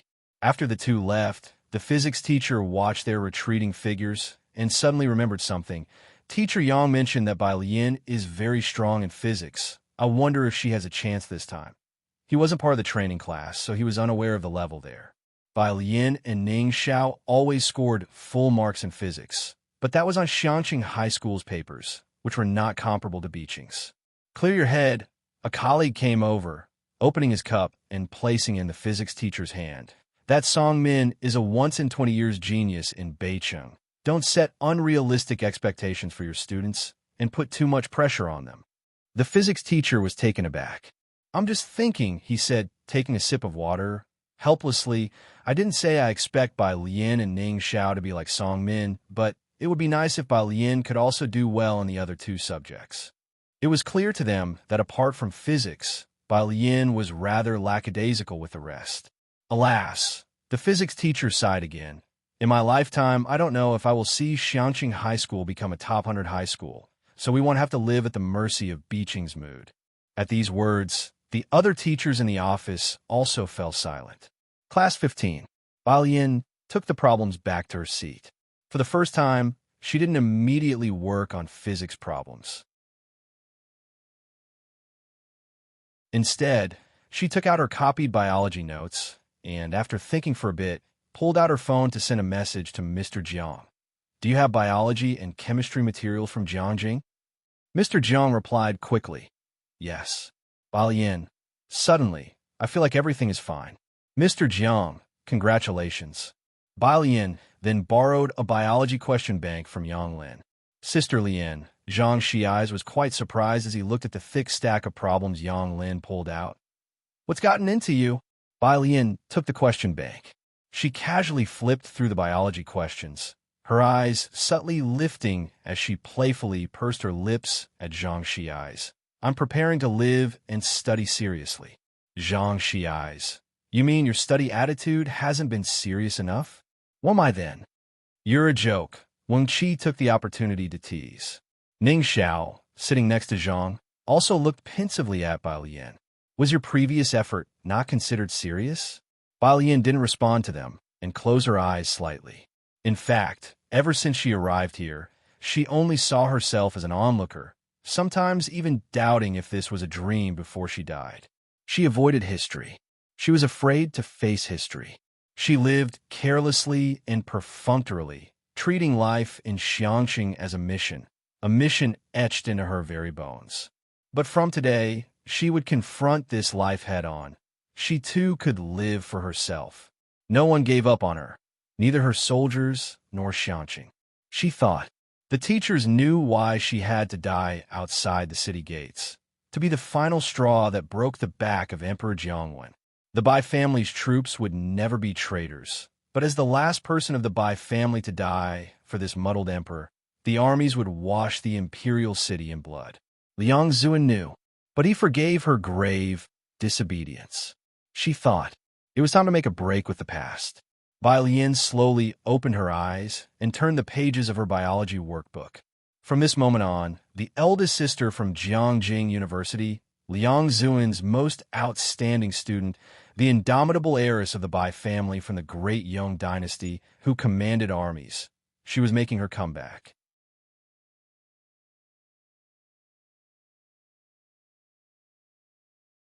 Chapter 213. 080 Lian Jie, just want to challenge the law. Beijing's top 10 schools. _1, Scholar God. Look at Sister Lian. Zhang Xiai, sitting behind by Lian, felt it most acutely. For a second, he seemed to sense a chilling sternness pouring out from Bai Lian. But Zhang Xiai, with little ink in his belly, couldn't describe it and just gazed at Ning Xiao, finally squeezing out, "Has she changed a bit?" Ning Xiao glanced at him but didn't answer. He stared at Bai Lian, who was seriously grinding through problems in front of him, and reflected painfully on why he had just wasted a minute, then quickly pulled out a math question bank and began to work on the problems. The king of slack, Zhang Xiai, reflected for a second. Forget it, the country has them. He could rest easy. He continued to sneak out his phone and made arrangements to play games with Wang Qi and others. Why did he have to sneak to take out his phone? Because when Lu's mom saw Bai Lian and Ning Xiao with their phones, she turned a blind eye, something Zhang Xiai couldn't believe, since those two would hold their phones for problem solving, not playing games. But if she saw a phone in hand with Zhang Xiai and the others at school, that's it, 1,000-word self-criticism was a certainty. Bai Lian's phone lit up again, a message from Jiang Fulai. He probably guessed she was studying biology. Biology, memorize the textbook. Don't look at the book when doing problems. Broaden your horizons. He must be busy and took a moment to send 2 simple messages. Classmate Bai. 1. Bai Lian slowly replied with a number. In fact, over the past month, she had roughly understood. Biology probably had the highest return on effort among these few subjects. She had memorized the biology textbook by heart and just hadn't done many practice problems. Biology wasn't as hard as physics, but some questions were tricky with words. The knowledge tested wasn't as broad as physics. It was detailed down to the wording and could even extend from the footnotes to outside the textbook. Young Master Jiang had only this phrase to offer: broaden your horizons. Next to her, Yang Lin, with a sidelong glance at Bai Lian, pondered for about a minute before quietly telling Bai Lian, "You should organize a mind map for each chapter yourself. Make frameworks so you can remember every little piece of information. After doing problems, we ultimately have to go back to the textbook. If you don't understand, you can ask me." Yang Lin was first in biology across the whole school. She almost represented the school in a provincial competition, but on the departure day, she didn't show up. Bai Lian held her pen and tilted her head to look at Yang Lin, who was bathed in sunlight. Bai Lian narrowed her eyes slightly and gave a gentle smile to Yang Lin. "Okay, I will." 200 days remained until the college entrance examination. There was still time, because Shun Qing had already awakened and was recovering well. Bai Lian made a phone call to Ji Xiaojun today and did not visit the hospital. In the evening, she went to the milk tea shop to find Jiang He and ordered a cup of milk tea for both him and herself. Qi Yundai had already noticed Bai Lian and Jiang He from the kitchen, and, after finishing today's cakes, he took off his chef's hat. He then tossed the remaining cake to Yang Lin. After that, he casually took the 2 cups of milk tea ordered by Bai Lian to find her. "Miss Bai, young Master Jiang He." Qi Yundai seated himself next to Jiang He. "Thank you," Bai Lian said as she spread out biology exercises on the table, a pen still between her middle and index fingers. She looked at Qi Yundai and suddenly remembered something. "You are a litigator, right?" Qi Yundai wiped off sweat with a paper. "Ah, yes." Litigator? That was a new way had been addressed. If it were this case, Bai Lian put down her pen and showed him a screenshot on her phone. "Could you litigate?" Qi Yundai set down the paper and glanced from afar. Seeing a few key words, he frowned. Domestic abuse? That's hard to define. After a brief contemplation, he explained to Bai Lian the intricacies of the matter, how the law finds it difficult to pass judgment because it counts as a family dispute, and he hadn't taken on such minor cases before. But he was willing to make an effort for Miss Bai. "I'll try my best." "I see." Bai Lian snapped her phone shut with a click and slowly started to speak to Qi Yundai. "Then you don't have to worry about this." Qi Yundai could even see Bai Lian narrowing her eyes slightly. Nonchalant, yet somewhat presumptuous. Without needing to speak, Qi Yundai roughly got what Bai Lian meant, but Who came up with the term domestic abuse? Bai Lian frowned, as if she would take up arms against them if she knew who it was. She and I know that's not. He started to sweat. Why did young Master Jiang and people around him, one by one, all enjoy challenging the law so much? Jiang Filai was busy today. Bai Lian took Jiang He home. Before leaving, she handed over the packaged milk tea to Ming Dongheng.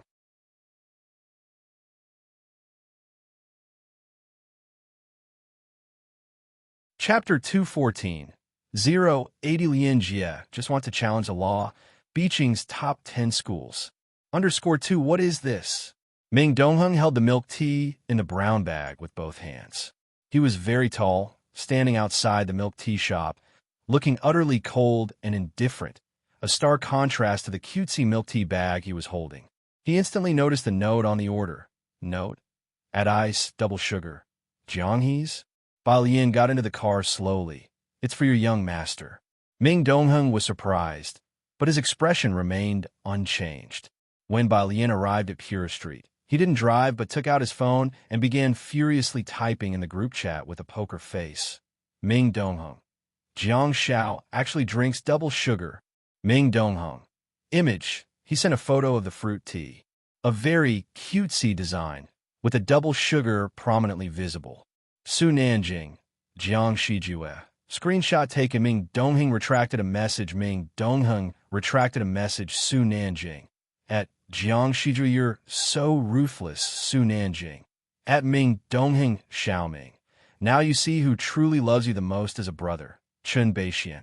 At Su Nanjing, you just didn't think to use a screenshot to threaten Xiaoming. Alien. The owner of store number 112 has been doing killer business recently, and when he saw Bai Lian with Jiang He from afar, he greeted Bai Lian. Get Xiaohe a Wangzai milk.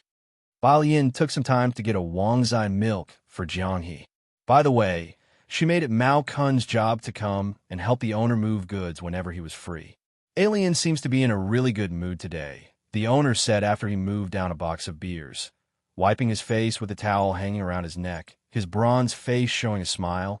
Young people should be lively and peppy.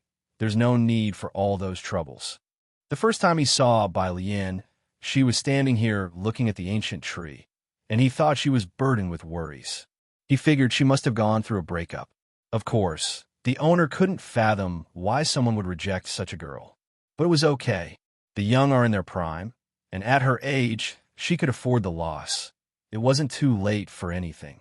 The owner chuckled to himself and went back to moving stock, genuinely happy for her. 10 minutes later, Mao Kun came reverently with a few followers to help the owner move stock. A new police officer, hiding in the dark, opened his mouth wide in surprise. Unbeknownst to Bai Lian, the store owner who watched TV every day had been secretly concocting all kinds of dramatic love and hate stories about her. She took Jiang He, who was sipping on his Wangzai milk, and went back. In Ji Heng's courtyard, he was sitting in front of the embroidery frame, a piece of deep blue satin already stretched on it, with a paper on the fabric outlining the pattern of a robe he had drawn for Dr. Lance. Dr. Lance, how do you like this one? Dr. Lance was curiously observing the well and banyan tree in the courtyard. He hadn't stopped exploring the ancient charm of the alley for a moment. On hearing the question, he pushed up his glasses to look closer at Ji Heng's drawing. His eyes lit up as he saw it. Fine. Beautiful. What's this? He pointed to one of the patterns. Dragon. Ji Heng narrowed his eyes and replied. Long. Dr. Lance seemed to have heard of it and brightened up. I like this. Ji Heng nodded, then fetched a bunch of embroidery threads from the storeroom and started splitting them. Dr. Lance's eyesight wasn't great, but he could see Ji Heng splitting a fine silk thread into 12 or so finer threads. The first time witnessing embroidery, he was amazed for a long time. With a squeak, Bai Lian pushed open the door and entered. Dr. Lance retracted his jaw and turned to look at Bai Lian. Today, treatment? Bai Lian greeted Ji Heng and Dr. Lance and answered Dr. Lance, yes. She took off her school uniform to reveal the white inner garment embroidered with green leaves and twining vines, then retrieved silver needles from the room. How long will it take? Dr. Lance asked about the treatment duration as he sat on the stone stool. Having been treated by Bai Lian with the needle for 2 days already, he didn't feel any change. Bai Lian raised the silver needle leisurely and, after a conservative estimate, replied, "Around a month." "Really?" Dr. Lance switched to English, eager for Bai Lian to proceed with the acupuncture. "Hurry up, please." Dr. Lance was short-sighted. He had considered laser surgery, but laser treatments could cause regression, accelerated aging, thinned corneas, and worsened glare and night vision, so he never went through with it. Jiang pulled up a stool in front of Ji Hung and started to twist a fourth-order Rubik's Cube while watching Ji Hung embroider. Ji Hung took out the needles wrapped in oil paper and looked up to see Bai Lian holding a needle above Dr. Lance's head, gesturing. I asked other traditional Chinese medicine practitioners why they don't know this, Dr. Lance inquired while Bai Lian was inserting needles. "It has been too long." Bai Lian bowed her head, finished inserting a needle seriously, and then explained to Dr. Lance thoughtfully, "Many things have been lost to time. There are still quite a few old masters who can perform this technique. You just haven't found them yet."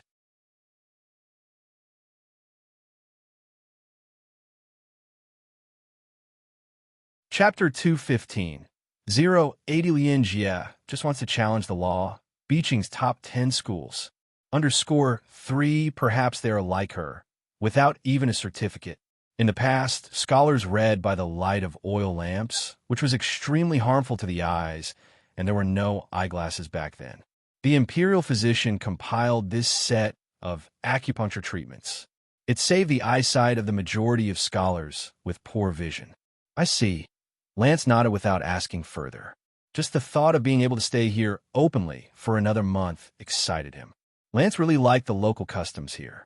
After being needled, Lance, his head full of silver needles, replied to his assistant, "For the next tasks, in Xianqing, I will be staying here for the time being.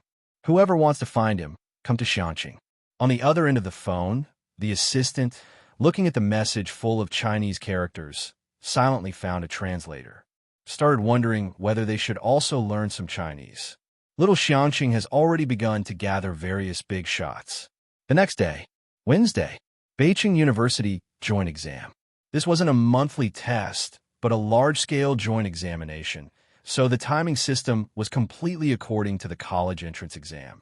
The exam started at 9 o'clock. Aside from Zhang Xiai's and a few others, class 15 students still arrived at the classroom after 7. When Pu Xiaoan arrived, she saw Bai Lian and Ning Xiao already seated at their desks, doing practice questions, and she quietly took out her phone to show Bai Lian. He messaged again.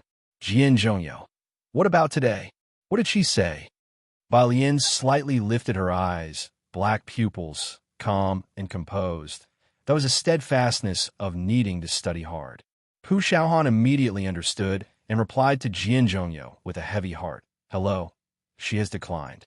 Jian Zhongyo wasn't too surprised, replying promptly, "Then he'll come again tomorrow." Someday he would touch this classmate's heart, right? Lu Lingxi came to the class before the exam. "This exam will be rather difficult. Everyone relax a little. If you encounter a question you don't know, skip it. Don't get stuck on one question." Beijing's exam papers were always tough. To avoid students having a breakdown after the exam, teachers of each class would give a heads up in advance. "Is it that difficult?" Right after Lu Lingxi finished speaking, the whole class began to wail. "Lu Mama, I might not even pass this time." Lu Lingxi looked at the group with amusement. "All right, after the exam, they'll treat everyone a hot pot to unwind. This is probably your last time participating in the joint exams." The last part of her sentence was somewhat softer. Of course, most of the class didn't hear that. They only heard Lu Lingxi's ill-treat everyone to hot pot. "Lu Mama, I love you." "Ah, Lu Mama, I will do well on the exam." Behind Bai Lian, Zhang Xiai's was the most enthusiastic in his shouting. Only Bai Lian silently looked up at Lu Lingxi, beginning to calculate the cost of treating the whole class to hot pot. How much would Lu Lingxi have to spend? The examination was strict, and the school had already posted the exam numbers the previous night. 8:40. Everyone entered their respective examination rooms, and Bai Lian picked up her pen to find her own room. The first subject was Chinese.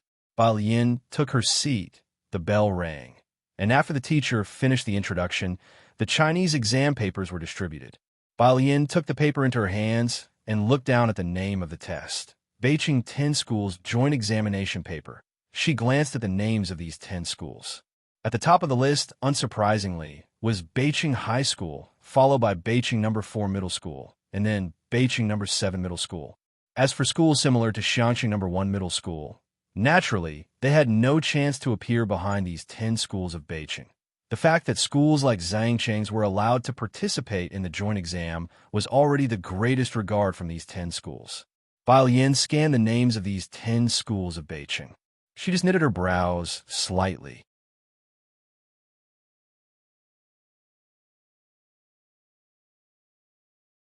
Chapter 2:16.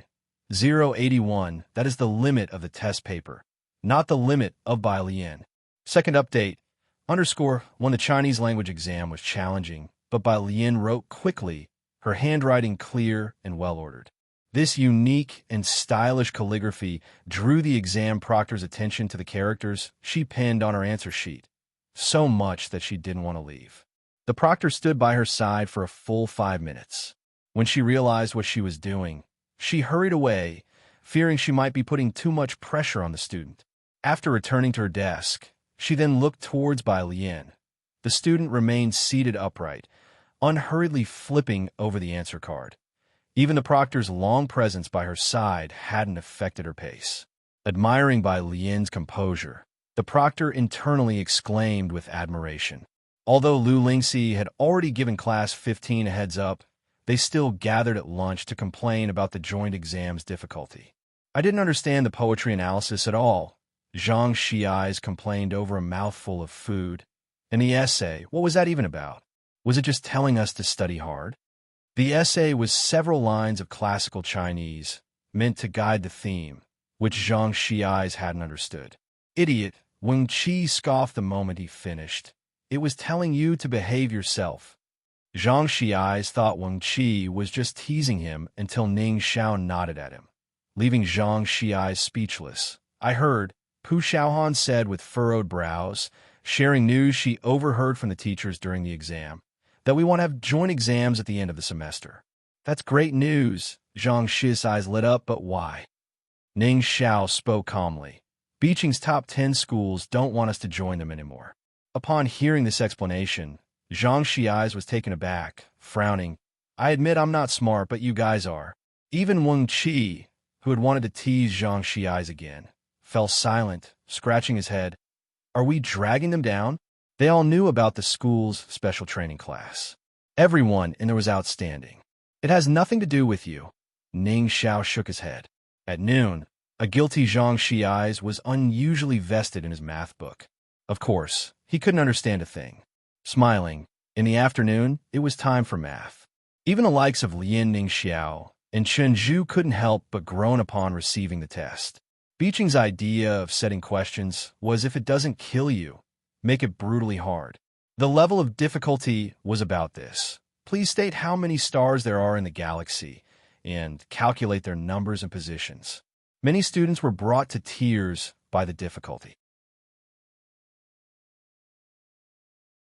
The last problem was an unusual function question with a couple of simple parts, asking for the range of values for or under different conditions of the function.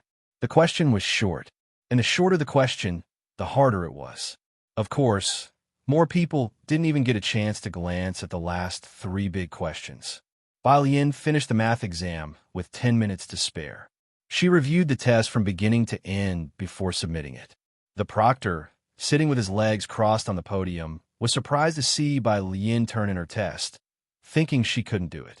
He lifted his chin towards her, motioning her to place her answer card on the pile.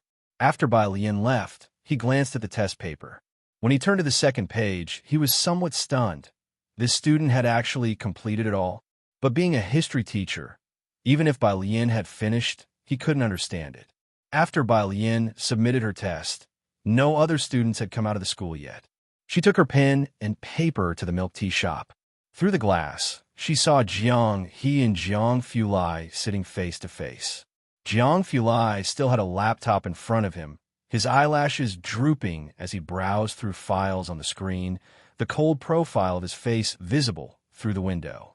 His pale fingertips tapped on the laptop keyboard, exuding an air of casual aloofness. Possibly sensing someone's gaze, he glanced outside for a moment, raising his eyebrows. "You haven't been too busy the last couple of days," Balian said as she pushed open the beaded curtain and entered, the sound of the wind chimes echoing softly. She casually took a seat beside Jiang He and leaned back. Jiang Fulai pushed the 4 books near his hand toward Balian, his tone indifferent. "I wanted to congratulate you in person." Balian then remembered the congratulations he had sent her the day before. She nodded her head and looked down at the 4 books. 2 were Jiangjing University textbooks on chemistry and biology. The other 2 were question banks from Jiangjing High. "I've worked through the 2 question banks before," Jiang Fulai said, his fingertips thoughtlessly tapping the table. "They're decent." If he described them as decent, the question banks must be quite good. "How did the exams go?" he asked casually about the joint test. Bai Lian propped one hand on the books and grabbed an unopened milk tea from the table with the other. Her response was nonchalant, easy. She made the most arrogant statement with the laziest poise.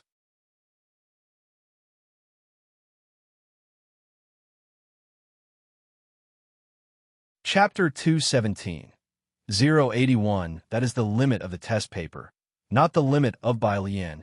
Second update. _2 The last question in math finally reached the difficulty level of the Jiangjing University app. Jiang Fulai was well aware of her recent success in acing the math and physics questions on the app. Otherwise, why would someone come knocking on her door? "Is your app blocking messages?" "Right," Bai Lian replied as she inserted a straw and took a sip, her voice steady and unrushed. "There's a quantum mechanics teacher who wants to find you," Jiang Fulai guessed, with a reluctant expression, but he knew where Bai Lian's interests lay. His physics and quantum mechanics are very good. Bai Lian's eyes shone brightly. "Compared to you?" Jiang Xiaonyao listened from the side, her forehead twitching, knowing only she would dare use young Master Jiang as a unit of measure. "Second only to me," young Master Jiang smiled. After getting Bai Lian's approval, Jiang Fulai opened his phone and tapped open a chat. The conversation still showed the other person's messages. "She's ignoring me. She's still ignoring me. Damn, she didn't even read it." Jiang Fulai looked at it several times, then replied to him leisurely. "Young Master Jiang, really?" "Dima. Yeah, you have no idea. She's colder than you, crying." "Young Master Jiang. Can't be." "Young Master Jiang. Image. Young Master Jiang. Look, she's following me, Dima." After enjoying the moment, young Master Jiang arrogantly slid Bai Lian's business card over. At the other end of the phone, Dima, Jiangjing High School. The principal thought about it all night and still couldn't figure out. At this moment, he summoned the biology and chemistry teachers for a meeting. "Did you not set the questions correctly? Is there a mistake?" The teachers all had looks that said, "Are you talking nonsense? We reviewed the questions ourselves. How could there be a mistake? Those who teach here all have their capabilities." Naturally, they wouldn't allow such defamation from the principal. They answered with complete confidence. "I thought the same." The principal placed his hand on the table and silently looked up. "But last night, the Jiang family butler came to me for the chemistry and biology question banks. It was young Master Jiang who specifically asked for them."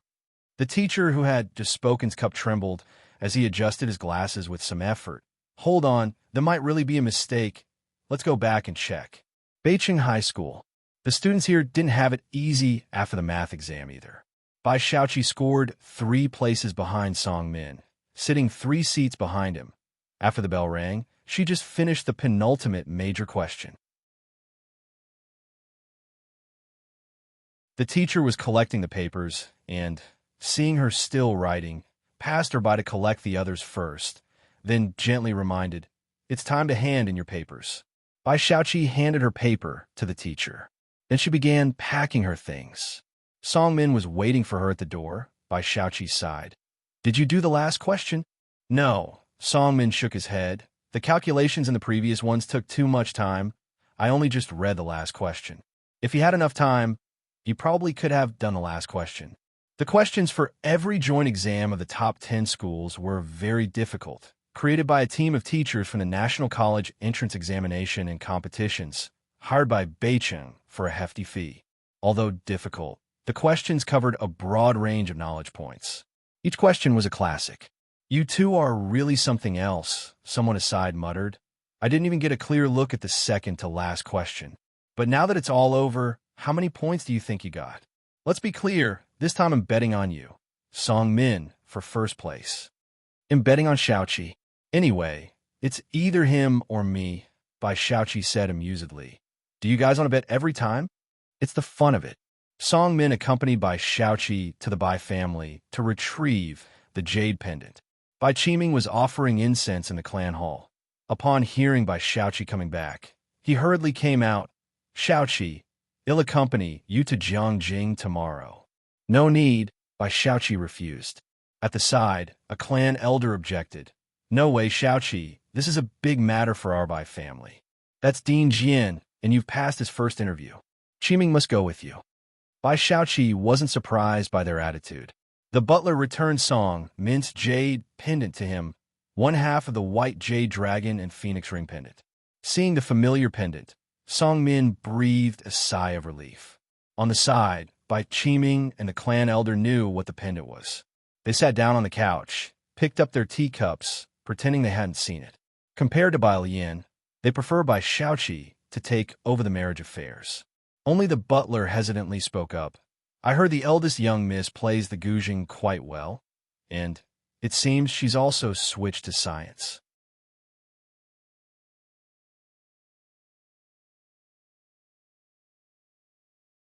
Chapter 218, 081, that is the limit of the test paper, not the limit of Bai Lian. Second update. _3 This was when he saw Ji Mulan's friend circle. Switch to the liberal arts stream. Bai Xiaoqi, who had been silent all along, said with a sly smile. Song Min was also very silent. Bai Qiming thought of the incident when Bai Lian was kicked out of the top class and frowned. His granduncle was chuckling as he tried to smooth things over. "Oh? Does she play better than Xiaoqi?" The butler chuckled awkwardly. How could they even compare? "All right." Bai Xiaoqi turned to go upstairs. "Don't compare me with just anyone." "Of course, miss, you've already passed the first round of interviews with Dean Jian. How can anyone compare with that?" Knowing Head said too much, the butler hastily changed the subject.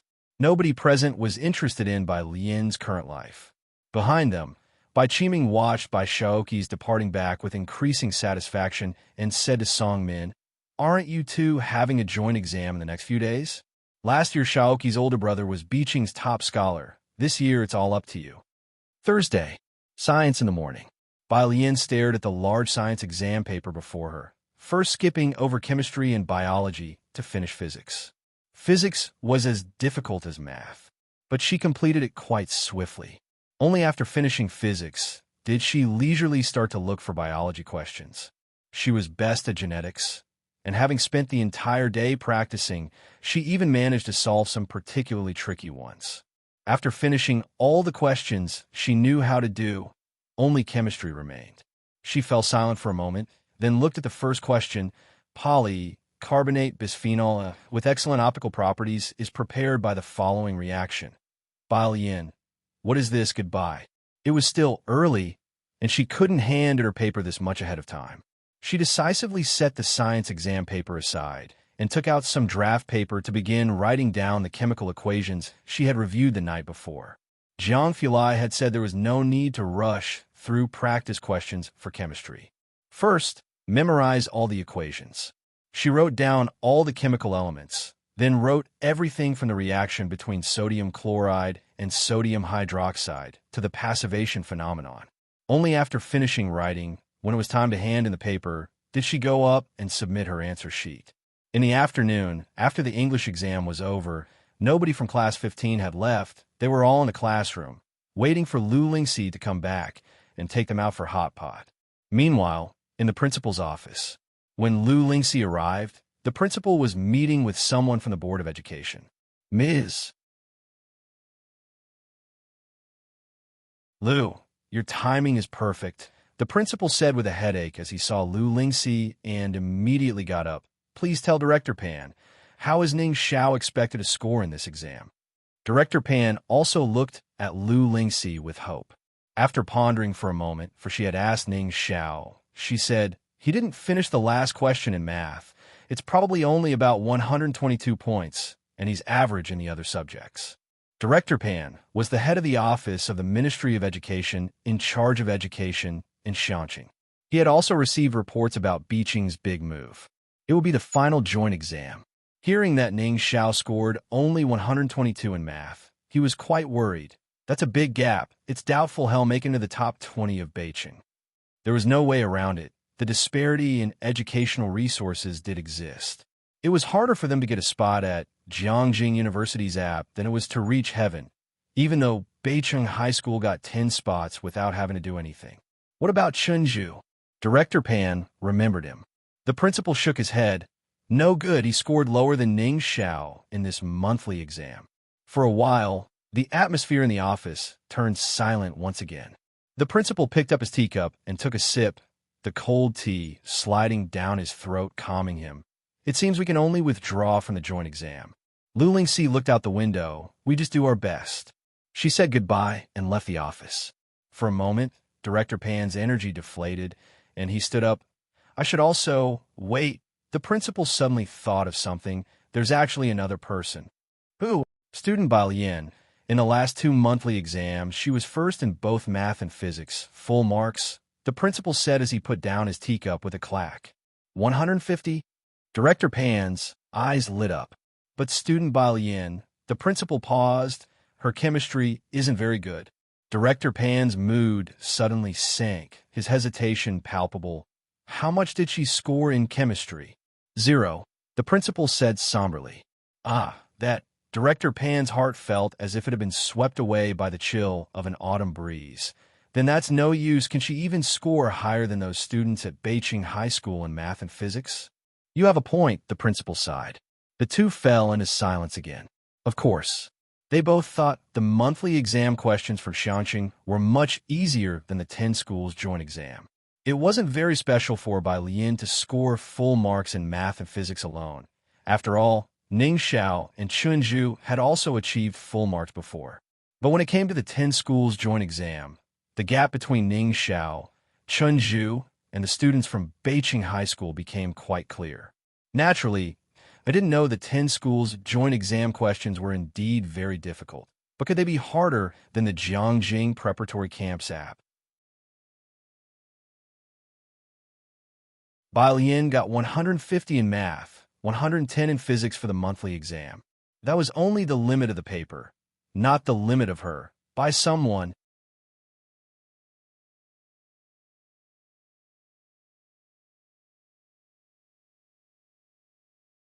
Chapter 219. Elder Bai is an authority wherever he goes. The Bai family mistook the fake for a real gem. _1. A firepot restaurant next to the school. Lu Lingxi had reserved 3 private rooms in advance. Bai Lian, Xiaoan, and others were all in the first private room, sitting around a large round table where a waitress was holding a menu for people to order. The menu and pen quickly reached Bai Lian. She glanced at the price of the half portion of beef rolls for 38 yuan. Her brow twitched. Then she calmly marked a green vegetable and plain noodles before passing the menu to the next person.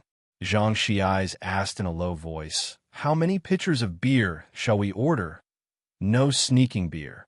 Lu Lingxi's voice conveniently came from outside the door as she carried in a big bottle of milk and Sprite and placed them on the table. Zhang Xiai's, Lu Mom, we are adults now. Lu Lingxi sneered. So you think you've grown wings? Yes, I've grown wings. Zhang Xiai stood up, slammed the table, and defied Lu Lingxi. We real men don't drink such childish stuff like milk and Sprite. Then turning to the waitress, he said, Beauty, bring us a bottle. No, 2 bottles of cola. Ha ha ha. Who is like you? Wang Qi turned his head away. At least order a pitcher of beer.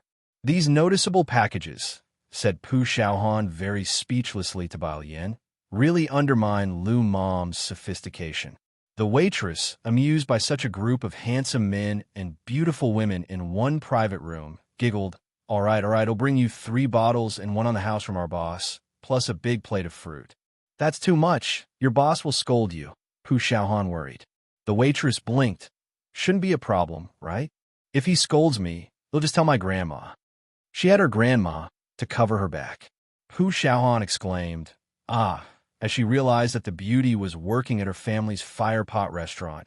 My apologies, my apologies. Lu Lingxi went to remind the other private rooms as well. Since there were many people and a large volume of dishes, and it was a restaurant, the place was very busy. While waiting for the hot pot at Bai Lian's table, they started playing a game of werewolf kill. It was Ning Xiao and Bai Lian's first time taking part in a class entertainment activity, and everyone was quite excited. Bai Lian had never heard of the game, but after Xiaohan explained it to her and searched it up on her phone for her, Bai Lian more or less understood it. In the first round, Bai Lian, Ning Xiao, Zhang Xiais, and the sports committee member each received a werewolf card. Discounting the other 2, Bai Lian and Ning Xiao exchanged looks. They knew the outcome of the game was already decided. Xiaohan was the first to speak. Good person card, no information the first night, waiting for the prophet to come out. The prophet card was held by the cultural committee member. She spoke clearly and logically, but since there were not many others speaking yet, she just called for votes and affirmed Xiaohan's good person identity. Then, it was the turn of those who stood out. Zhang Xiais, as the first werewolf to speak, was very righteous. I'm a good person. I believe the cultural committee member is the prophet. Everyone vote with me for the cultural committee member. Bai Lian, Ning Xiao, and the sitting good people. 6. As a werewolf card holder, Ning Xiao sacrificed a teammate. Prophet card. The cultural committee member is a werewolf who jumped out aggressively with me. Zhang Xiais is the charge wolf. Let's vote out the aggressive jumper today and go for the charge wolf tomorrow morning. It'll verify Bai Lian tonight. If she has high intelligence and is a werewolf, she needs to be voted out sooner. And if she's a good person, all the better. Even if I am killed tonight, I believe she can lead the team. Ning Xiao neatly killed himself off that night, giving the sheriff badge to Bai Lian. The god cards and villager cards doubted each other and dragged each other down. Bai Lian wasn't suspected by anyone from start to finish, struck whoever she pointed at, and the werewolf team was invincible. Until the game ended, Yang Lin, who was the witch card, still couldn't believe it. Lifting her head to look at Bai Lian, hesitating. Because she trusted Bai Lian's judgment, she poisoned the hunter card. Even after the results were out, she still couldn't believe that the hunter card was a good person. No way, shouted Wang Qi. The hunter card, protesting the injustice, completely bamboozled by Bai Lian's logic. Bai sister, you and student god are on the same team. How are we, the good people, supposed to play? There's no way around it. I was practically offering myself to be voted out, and you still lost. Zhang Xiais was excessively smug, not considering it shameful, but rather a badge of honor. That's your own problem. Pu Xiaohan said somberly. Yeah, you such a good person. Wang Qi immorally shared this joke with the class group. The people of Class 15 were about to die laughing at this good person. Others even tagged Zhang Xiais in the group chat, asking him to change his group nickname to Good Person.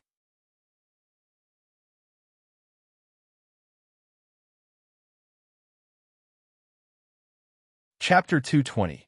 Elder Bai is an authority wherever he goes. The Bai family mistook the fake for a real gem. _2 Bai Lian didn't really move her chopsticks much, only blanched a few greens she had ordered and leisurely twirled her legs as she ate noodles. Later, it turned out she did the right thing, because Pu Xiaohan was flipping the beef rolls in the pot with public chopsticks, scanning the group. Whose meat is this? Not me. This person's eyes darted away. Zhang Xiais, stroking his stomach, spoke up warily. Neither is it mine. Your intestines, you eat them, someone was accusing another. Don't talk nonsense. This damn thing is clearly your intestines. The group jostled and shoved each other, full of suspicion and blame. Oh, not a single person dared to admit that the meat in the pot was theirs. In the end, Bai Lian and Yang Lin cleared up after everyone. and there was practically no food left in their private room. Lu Lingxi was surprised when she came to check on them. School was still in session on Friday, so after the meal, the group of high school seniors dispersed. As the evening drew in, Lu Lingxi arranged for the students to go home. Remember to report in the group chat once you're home. Bai Lian and Yang Lin walked at the back. Bai Lian hadn't brought her backpack that day. The hot pot restaurant was warm, and she hadn't put on her school uniform, just casually carrying it. Do you know where your family's household registration book is? Yang Lin was slightly startled. She tilted her head, her thick bangs nearly covering her eyes, revealing only her pallid face. She opened her mouth as if to say something, but ultimately didn't speak, simply following Bai Lian and continuing to walk slowly forward. Bai Lian seemed to have brought it up casually. There were no further questions after that. Yang Lin let out a sigh of relief. Zhang Shi's house was near the school, and he walked home. Opening the door, he saw Yin Lu and his mother sitting at a table eating. Zhang Shi's dad had been away on a business trip for several days, and he had grown accustomed to his dad being gone for a month at a time. Taking advantage of my absence, the two of you sneakily enjoyed so much delicious food. Zhang Shi's eyes looked incredulously at the full table of dishes. Mom, his mother rarely cooked, to the point that he had to buy breakfast for her every morning, even though he got up early. Zhang's mom rolled her eyes and then looked at Yin Lu with a smiling face. Xiaolu, go ahead and eat. Don't mind this fool. She picked up a peeled shrimp for Yin Lu with her own chopsticks. Yin Lu nodded and ate without hesitation, and the two didn't use public chopsticks as they dined. Zhang's mom would ask about her work. The two families had known each other since they were young, and Zhang's mom had always been fond of girls, treating the girl next door, Yin Lu, as her own daughter. After Yin Lu saved 5-year-old Zhang Shi's eyes when she was 9, her treatment was more than 3 times better than his. However, when Yin Lu was 12 and her parents died, Zhang's mom really wanted to adopt her, but she was taken away by distant relatives and rarely returned to Xiangqing after that. The relatives were quite wealthy, and Zhang's mom didn't want to hold back Yin Lu's future, so the family sent her away. But they kept in touch over the years. Zhang's mom really wanted Yin Lu to stay now that she had finally returned. However, Yin Lu was now a somewhat famous star, so she had to reluctantly give up on that idea. After dinner, Yin Lu received a phone call from her agent, Sister Xin. Why didn't you come to tonight's charity dinner? Sister Xin was very surprised and also troubled. Why do I feel like you have such a grudge against President Lu? He's a shareholder of Time Entertainment and your big boss, an upright and kind-hearted man. Yin Lu, even if you're a germaphobe, you should at least make an appearance for appearance's sake. Yin Lu stood in a garden full of flowers, not knowing which words touched a nerve. Her left hand hanging by her side clenched fiercely into her palm, her eyes filled with intense hatred. I won't go again. Sorry, Sister X. Please find another artist. She abruptly ended the call. Zhang Shi's was startled when Yin Lu turned around suddenly. He touched his head and then handed her the flower he was holding. Here, Yin sister, these iris flowers just came in today. I picked the prettiest one for you. Beneath the moonlight, the iris flower was as white and pure as snow. Yin Lu looked down at the white iris flower for a long time. Thank you. She gently accepted the flower. After Bai Lian returned, the lights in Ji Heng's yard were bright. Director Chun had made sure to switch out for super bright lights for Ji Heng, so he could work on his embroidery in the yard even at night. It wouldn't strain the eyes. Lance visited every day to check on the progress of the clothes Ji Heng was making for him and, incidentally, to wait for Bai Lian to perform acupuncture on him. The clothes he wanted were extremely complex in their craftsmanship. Ji Heng had already embroidered 2 golden dragons, and during the daytime, a neighboring aunt who knew embroidery would come help out, so he was making swift progress. Bai Lian, as usual, finished giving Lance his acupuncture before heading back to her room. She turned on her phone and began searching for traditional Chinese medicine, TCM, practitioner qualification certificates. Getting certified wasn't easy, the first requirement being a diploma from School of Chinese Medicine and having internship experience. The hot pot was served quickly, With over a dozen people at the table, they split into two pots.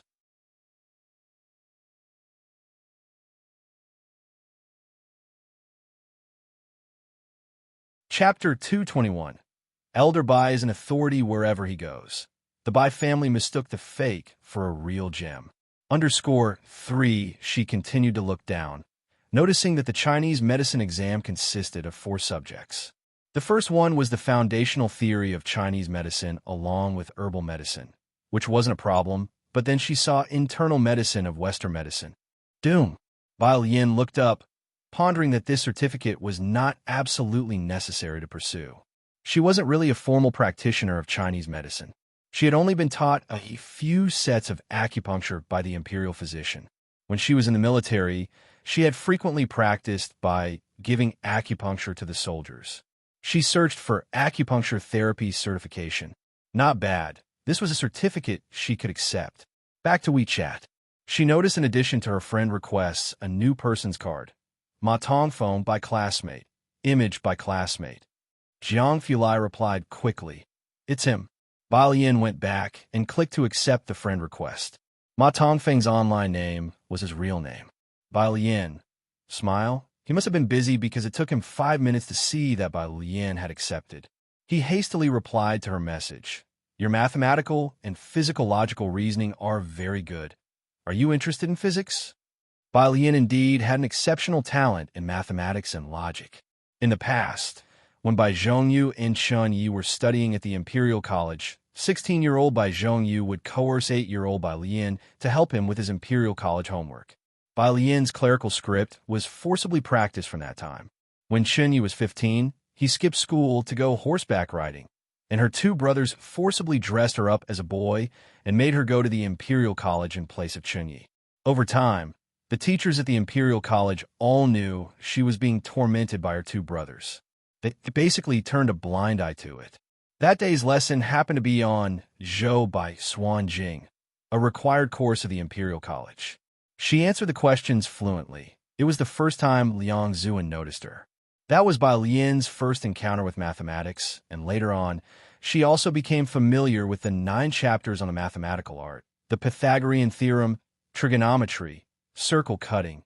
She knew them all. Even in this world, after she rounded out her knowledge in integral calculus and differential calculus, mathematics and physics were still her strong suits.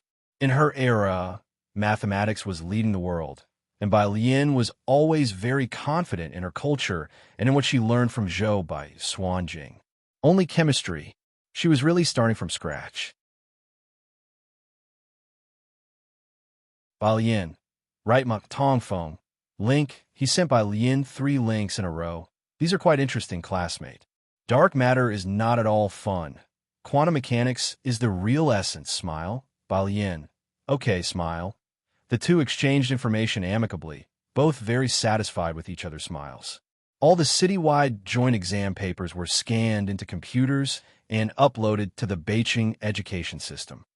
Finally, the grading was done uniformly on machines.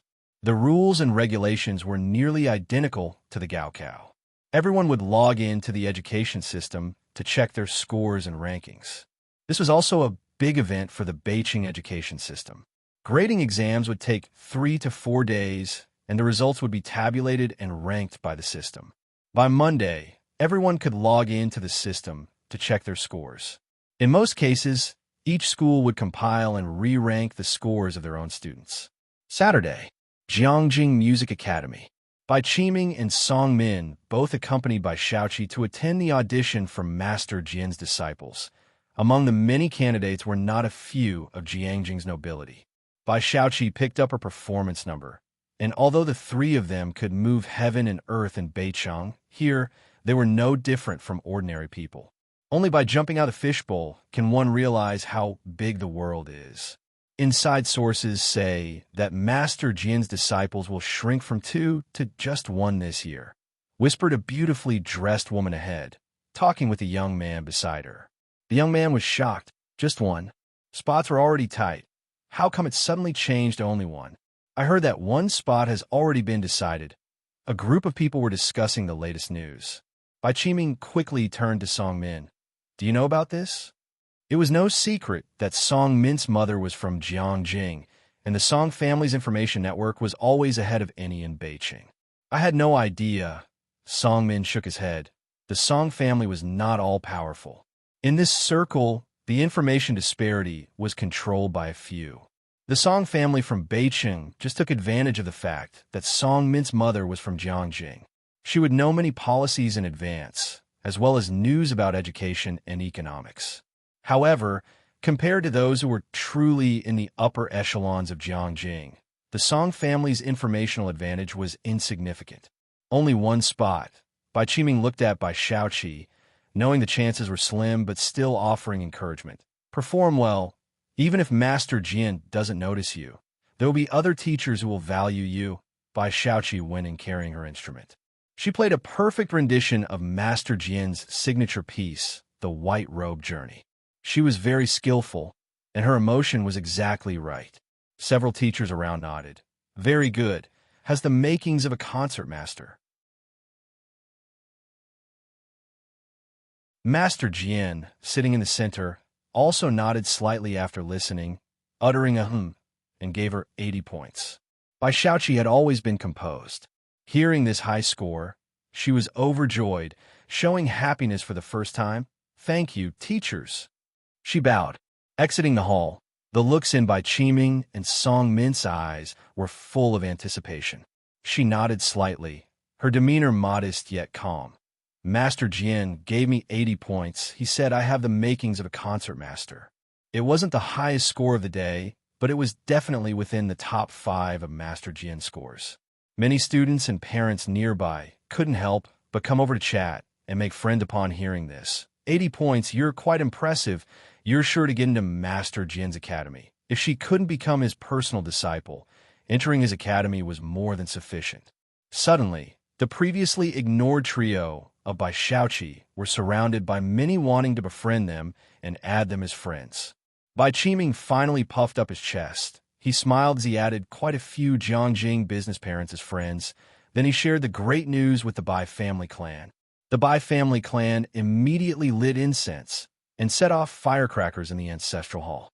The clan's great uncle even offered incense to the ancestors, murmuring a prayer. These two siblings are truly dragons and phoenixes among men, bringing great honor to our Bai family. Having their names recorded in the city's history is just around the corner. It was fortunate that you visited them 3 times that day to bring these siblings back, commented the clan leader admiringly. At that time, he had not favored the illegitimate children, but now he had to admit the great uncle's vision was extraordinary. You indeed have foresight. The Bai family boasts a top scholar, and will soon have an artist as well.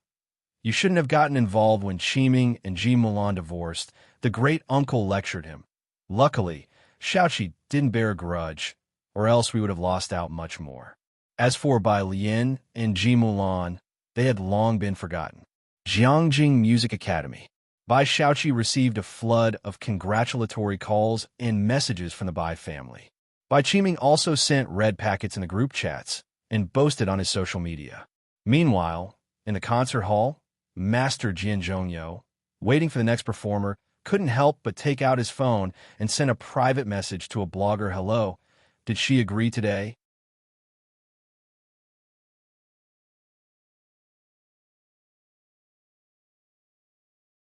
Chapter 222, 083 Tremor, Lianlian's ranking, second update, _1 Nowadays, very few men learn to play the guzheng. Most people seem to equate the guzheng with femininity. But Jian Zhongyo is one of the men who study guzheng, and despite being called effeminate as a child for it, he never allowed others' words to define him. Throughout history, there have always been male figures among the guzheng masters. He rose to fame because of the white robe journey, and from skepticism to the present, his journey has been arduous and long.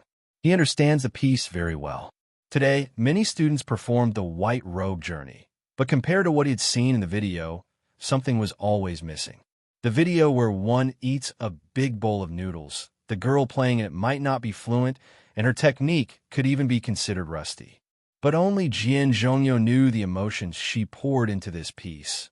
dazzling, splendid, yet ultimately fading to silence. To make friends through music. If guided properly, Jian Zhongyo believed she could play this piece to perfection, valuing and loving talent. He was unwilling to give up on such a promising young plant. He would rather inquire daily. One day, he would move this future music academy's prime student.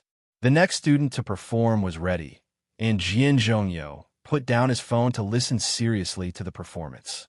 When Pu Xiaoan sent Bai Lian a screenshot of Jian Zongyi's message, Bai Lian had just finished a meeting with the Calligraphy Association.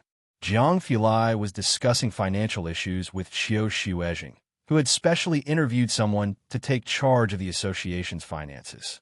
Bai Lian sat to the side, not quite understanding, so she turned on her phone and worked on practice problems. While replying to Pu Xiaohan, understood. Jiang Fulai sat by the octagon table, while Jiang he did not wish to stay with him, learning calligraphy outside with a group of children instead. Qiu Xuezhing flipped through his notes, then suddenly looked up, somewhat excited. They've drawn up a new bus route across the street, and it's going to start service next week. This matter had not been fully announced yet, and many businessmen had bought up a bunch of properties in advance, waiting to sell them after the new bus line opened. Qiu Xuezhing was also privy to this news. Jiang Fulai was not surprised by this information. Shangqing Culture and Tourism Bureau had good planning. He rested his left hand on the table, casually leaning against the chair back, appearing languid yet erect, while flipping through the financial report of the association with his distinctively jointed hand, closing the report. It's almost there, and in the future, there will be high-speed rail too. Ah, really? This news was genuinely new to Qiu Xuezhing. He sat up with a jolt. The thought of Shangqing being connected by high-speed rail was beyond his wildest dreams. MHM. Jiang Fulai responded indifferently. He had seen the plan, and the document wasn't issued yet. It was held up in Jiangjing, and very few people knew about it. Jiang Fulai, curious about Shangqing, had asked someone to check it out. He handed the notebook back to Qiu Xuezhing casually. Qiu Xuezhing wanted to ask whether Jiang Fulai had actually read through all those pages of notes, but he truly didn't dare to ask.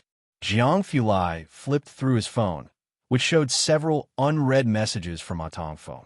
Dean Ma, she is very polite and even sends me smiles, but it sent Bai Lian several messages about quantum mechanics research, and she had not expressed her views on it. Dean Ma was really anxious. Even Jiang Fulai would occasionally indulge him, painting a pie in the sky, saying he would find him after finishing research on dark matter. Bai Lian, not drawing any pie at all, seemed even more like an old man than he did. Dean Ma, polite and aloof, not much of talker. Dean Ma, can you ask her what she thinks for me? Jiang Fulai took a casual glance and replied leisurely. How do you know she bought me milk tea today? Image. There was no helping it. Young Master Jiang couldn't find anyone else to show off to. Jiang Xianyao would bring out an even bigger cup of fruit tea. Ming Dongheng simply couldn't understand. Director Chen, he would go fishing with Ji Heng every day and even fraternized with Ji Shaojun and his brothers. Young Master Jiang felt irritated just looking at him. After going through the list, only Dean Ma was left. Dean Ma. On the other end of the phone, Dean Ma was speechless. Is there something wrong with young Master Jiang? After downing a large glass of water to calm himself, Dean Ma, not daring to curse, decided to ask about something else. Did you do something to the affiliated middle school? Jiang Fulai, Dean Ma. They came to me today, asking if there's something wrong with the chemistry and biology question banks that they missed with one glance. Jiang Fulai knew what was going on. No, I borrowed them to do practice problems. Dean Ma. Great, even when not in Jiangjing, Jiang Fulai could still randomly scare some people to death.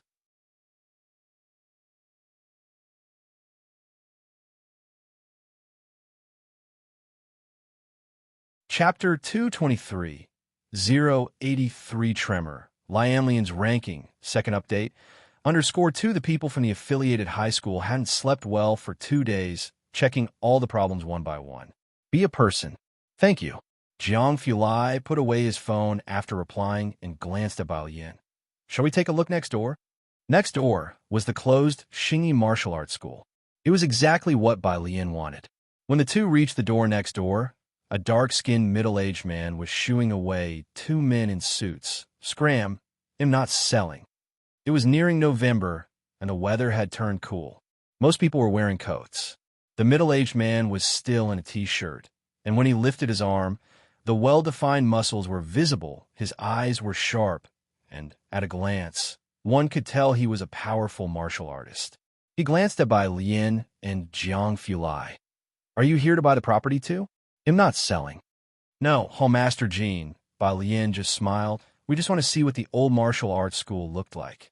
Today was Saturday, and Bai Lian was wearing a light brown pleated skirt with a loose jacket of the same color series, lazy and relaxed, only embroidered with delicate white auspicious cloud patterns at the cuffs and neckline. Her long hair was still casually tied up behind her head. Her appearance was always deceptive, polite, and modest, winning the affection of elders. Even Hallmaster Jean was no exception. I haven't been the Hallmaster for a long time. Hallmaster Jean opened the door, letting them in. Feel free to look around. The Xingyi Martial Arts School was much larger than the Calligraphy Association. Upon entering the school, there was a huge practice ground. To the right of the practice ground were 8 rows of wooden posts, 10 in each row, spaced 1 meter apart, with 3 stone tables behind them and stone stools stacked next to them. A large space was left open. In the middle was a 1 meter wide flagstone path, with grass growing in the cracks between the stones. To the left was a practice ground enclosed by stone bricks, with 2 rows of weapon racks near the surrounding wall, where weapons used to be placed, but now they were empty. Following the flagstone path straight ahead, one could see a porch, and walking through it revealed many rooms on both sides. There were changing rooms, meditation rooms, sandbag rooms. Passing this long corridor, one could see the accommodations in the back, with a well. Hallmaster Jean lived in the corner and was drawing water, with huge dormitories on both sides. This indicated how prosperous the martial arts school once was. After looking around, Bai Lian and Jiang Fulai politely said their goodbyes. What do you think? Jiang Fulai opened the gate, slightly bowed his head, and asked.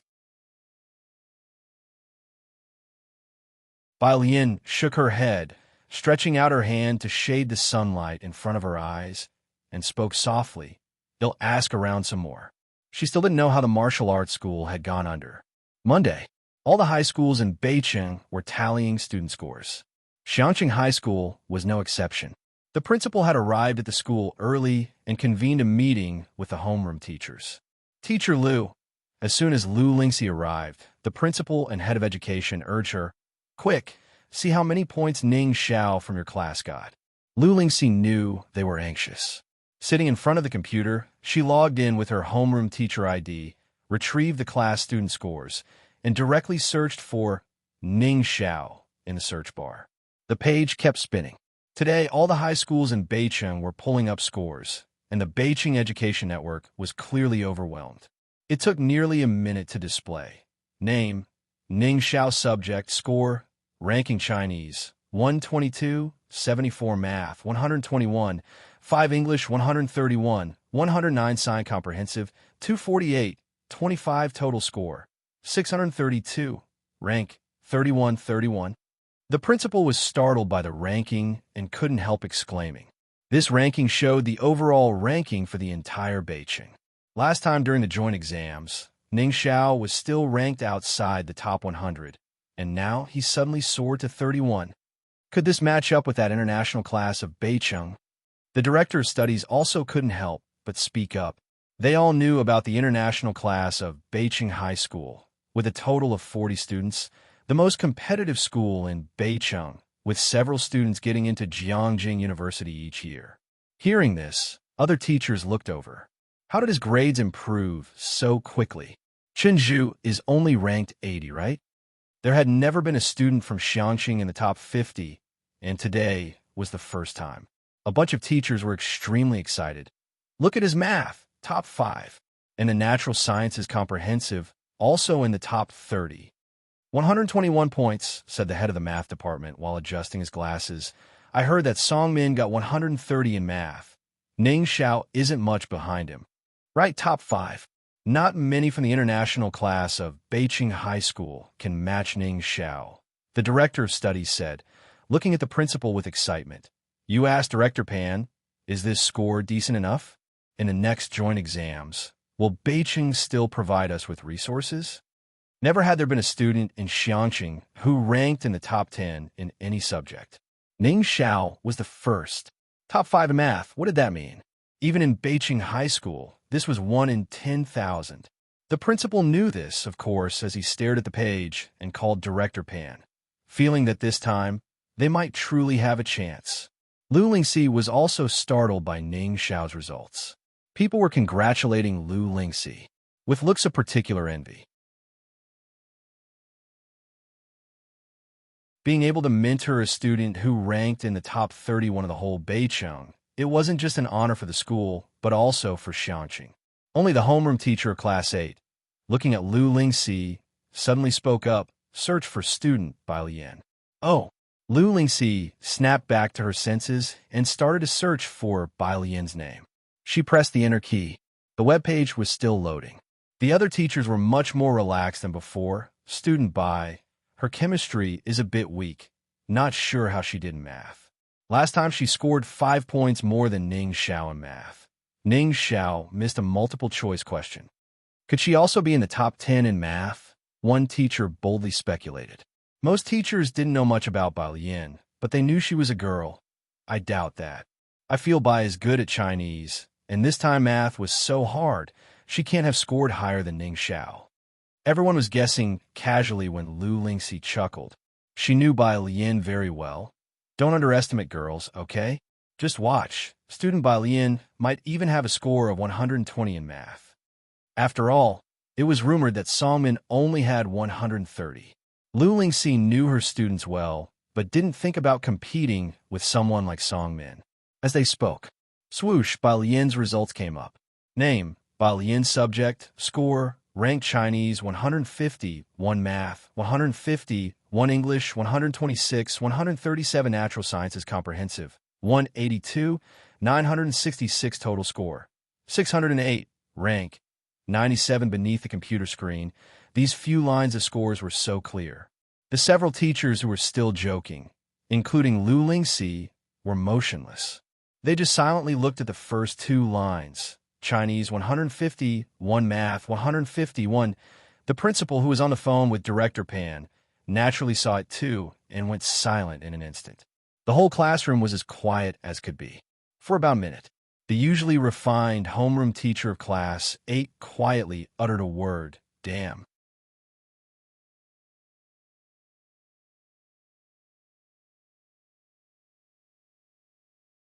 Chapter 224. 084 dimensional reduction strike_1 with his call, a small number of people also came to their senses. Is she that good at math? No.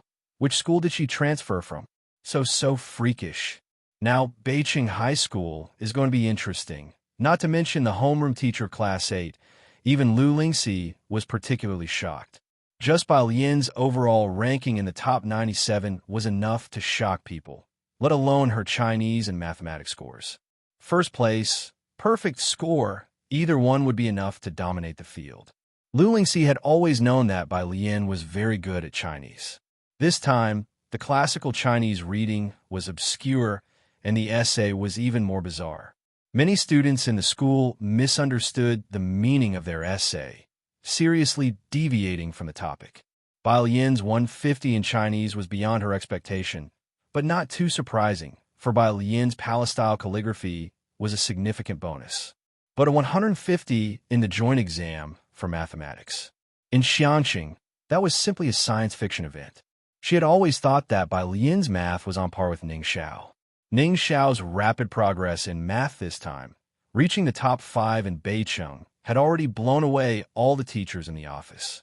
And there was Bai Lian, silently dealing everyone a crushing blow. Hello.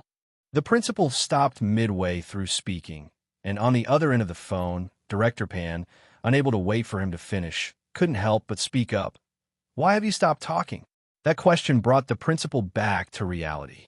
Director Pan, The principal began solemnly. I think not just possibly, but we really have won this time.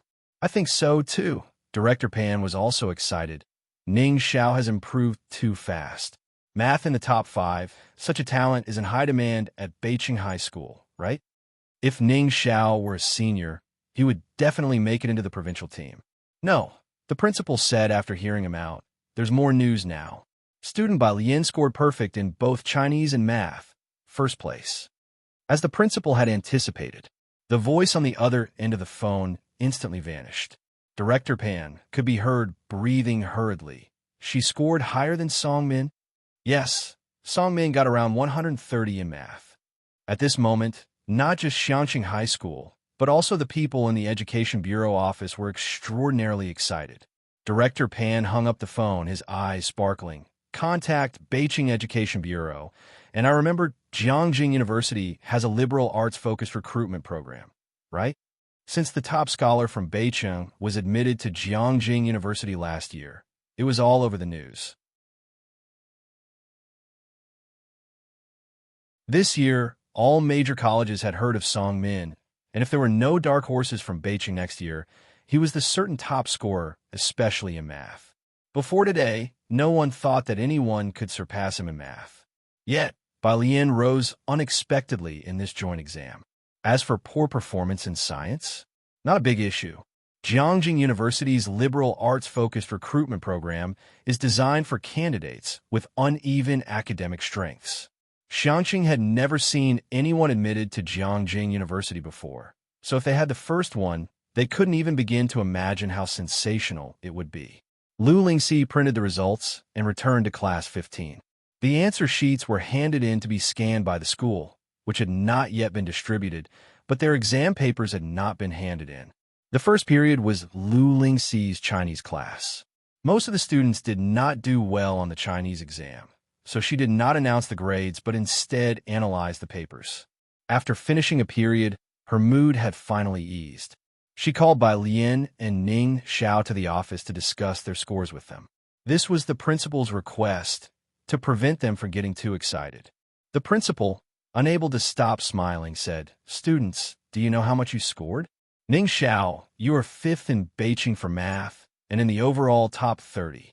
And you, Bai Lian, are even more impressive, 1st in Beijing for math." He rattled off everything. But he found the two in front of him unresponsive. Oh, Ning Xiao looked up, his tone quite calm.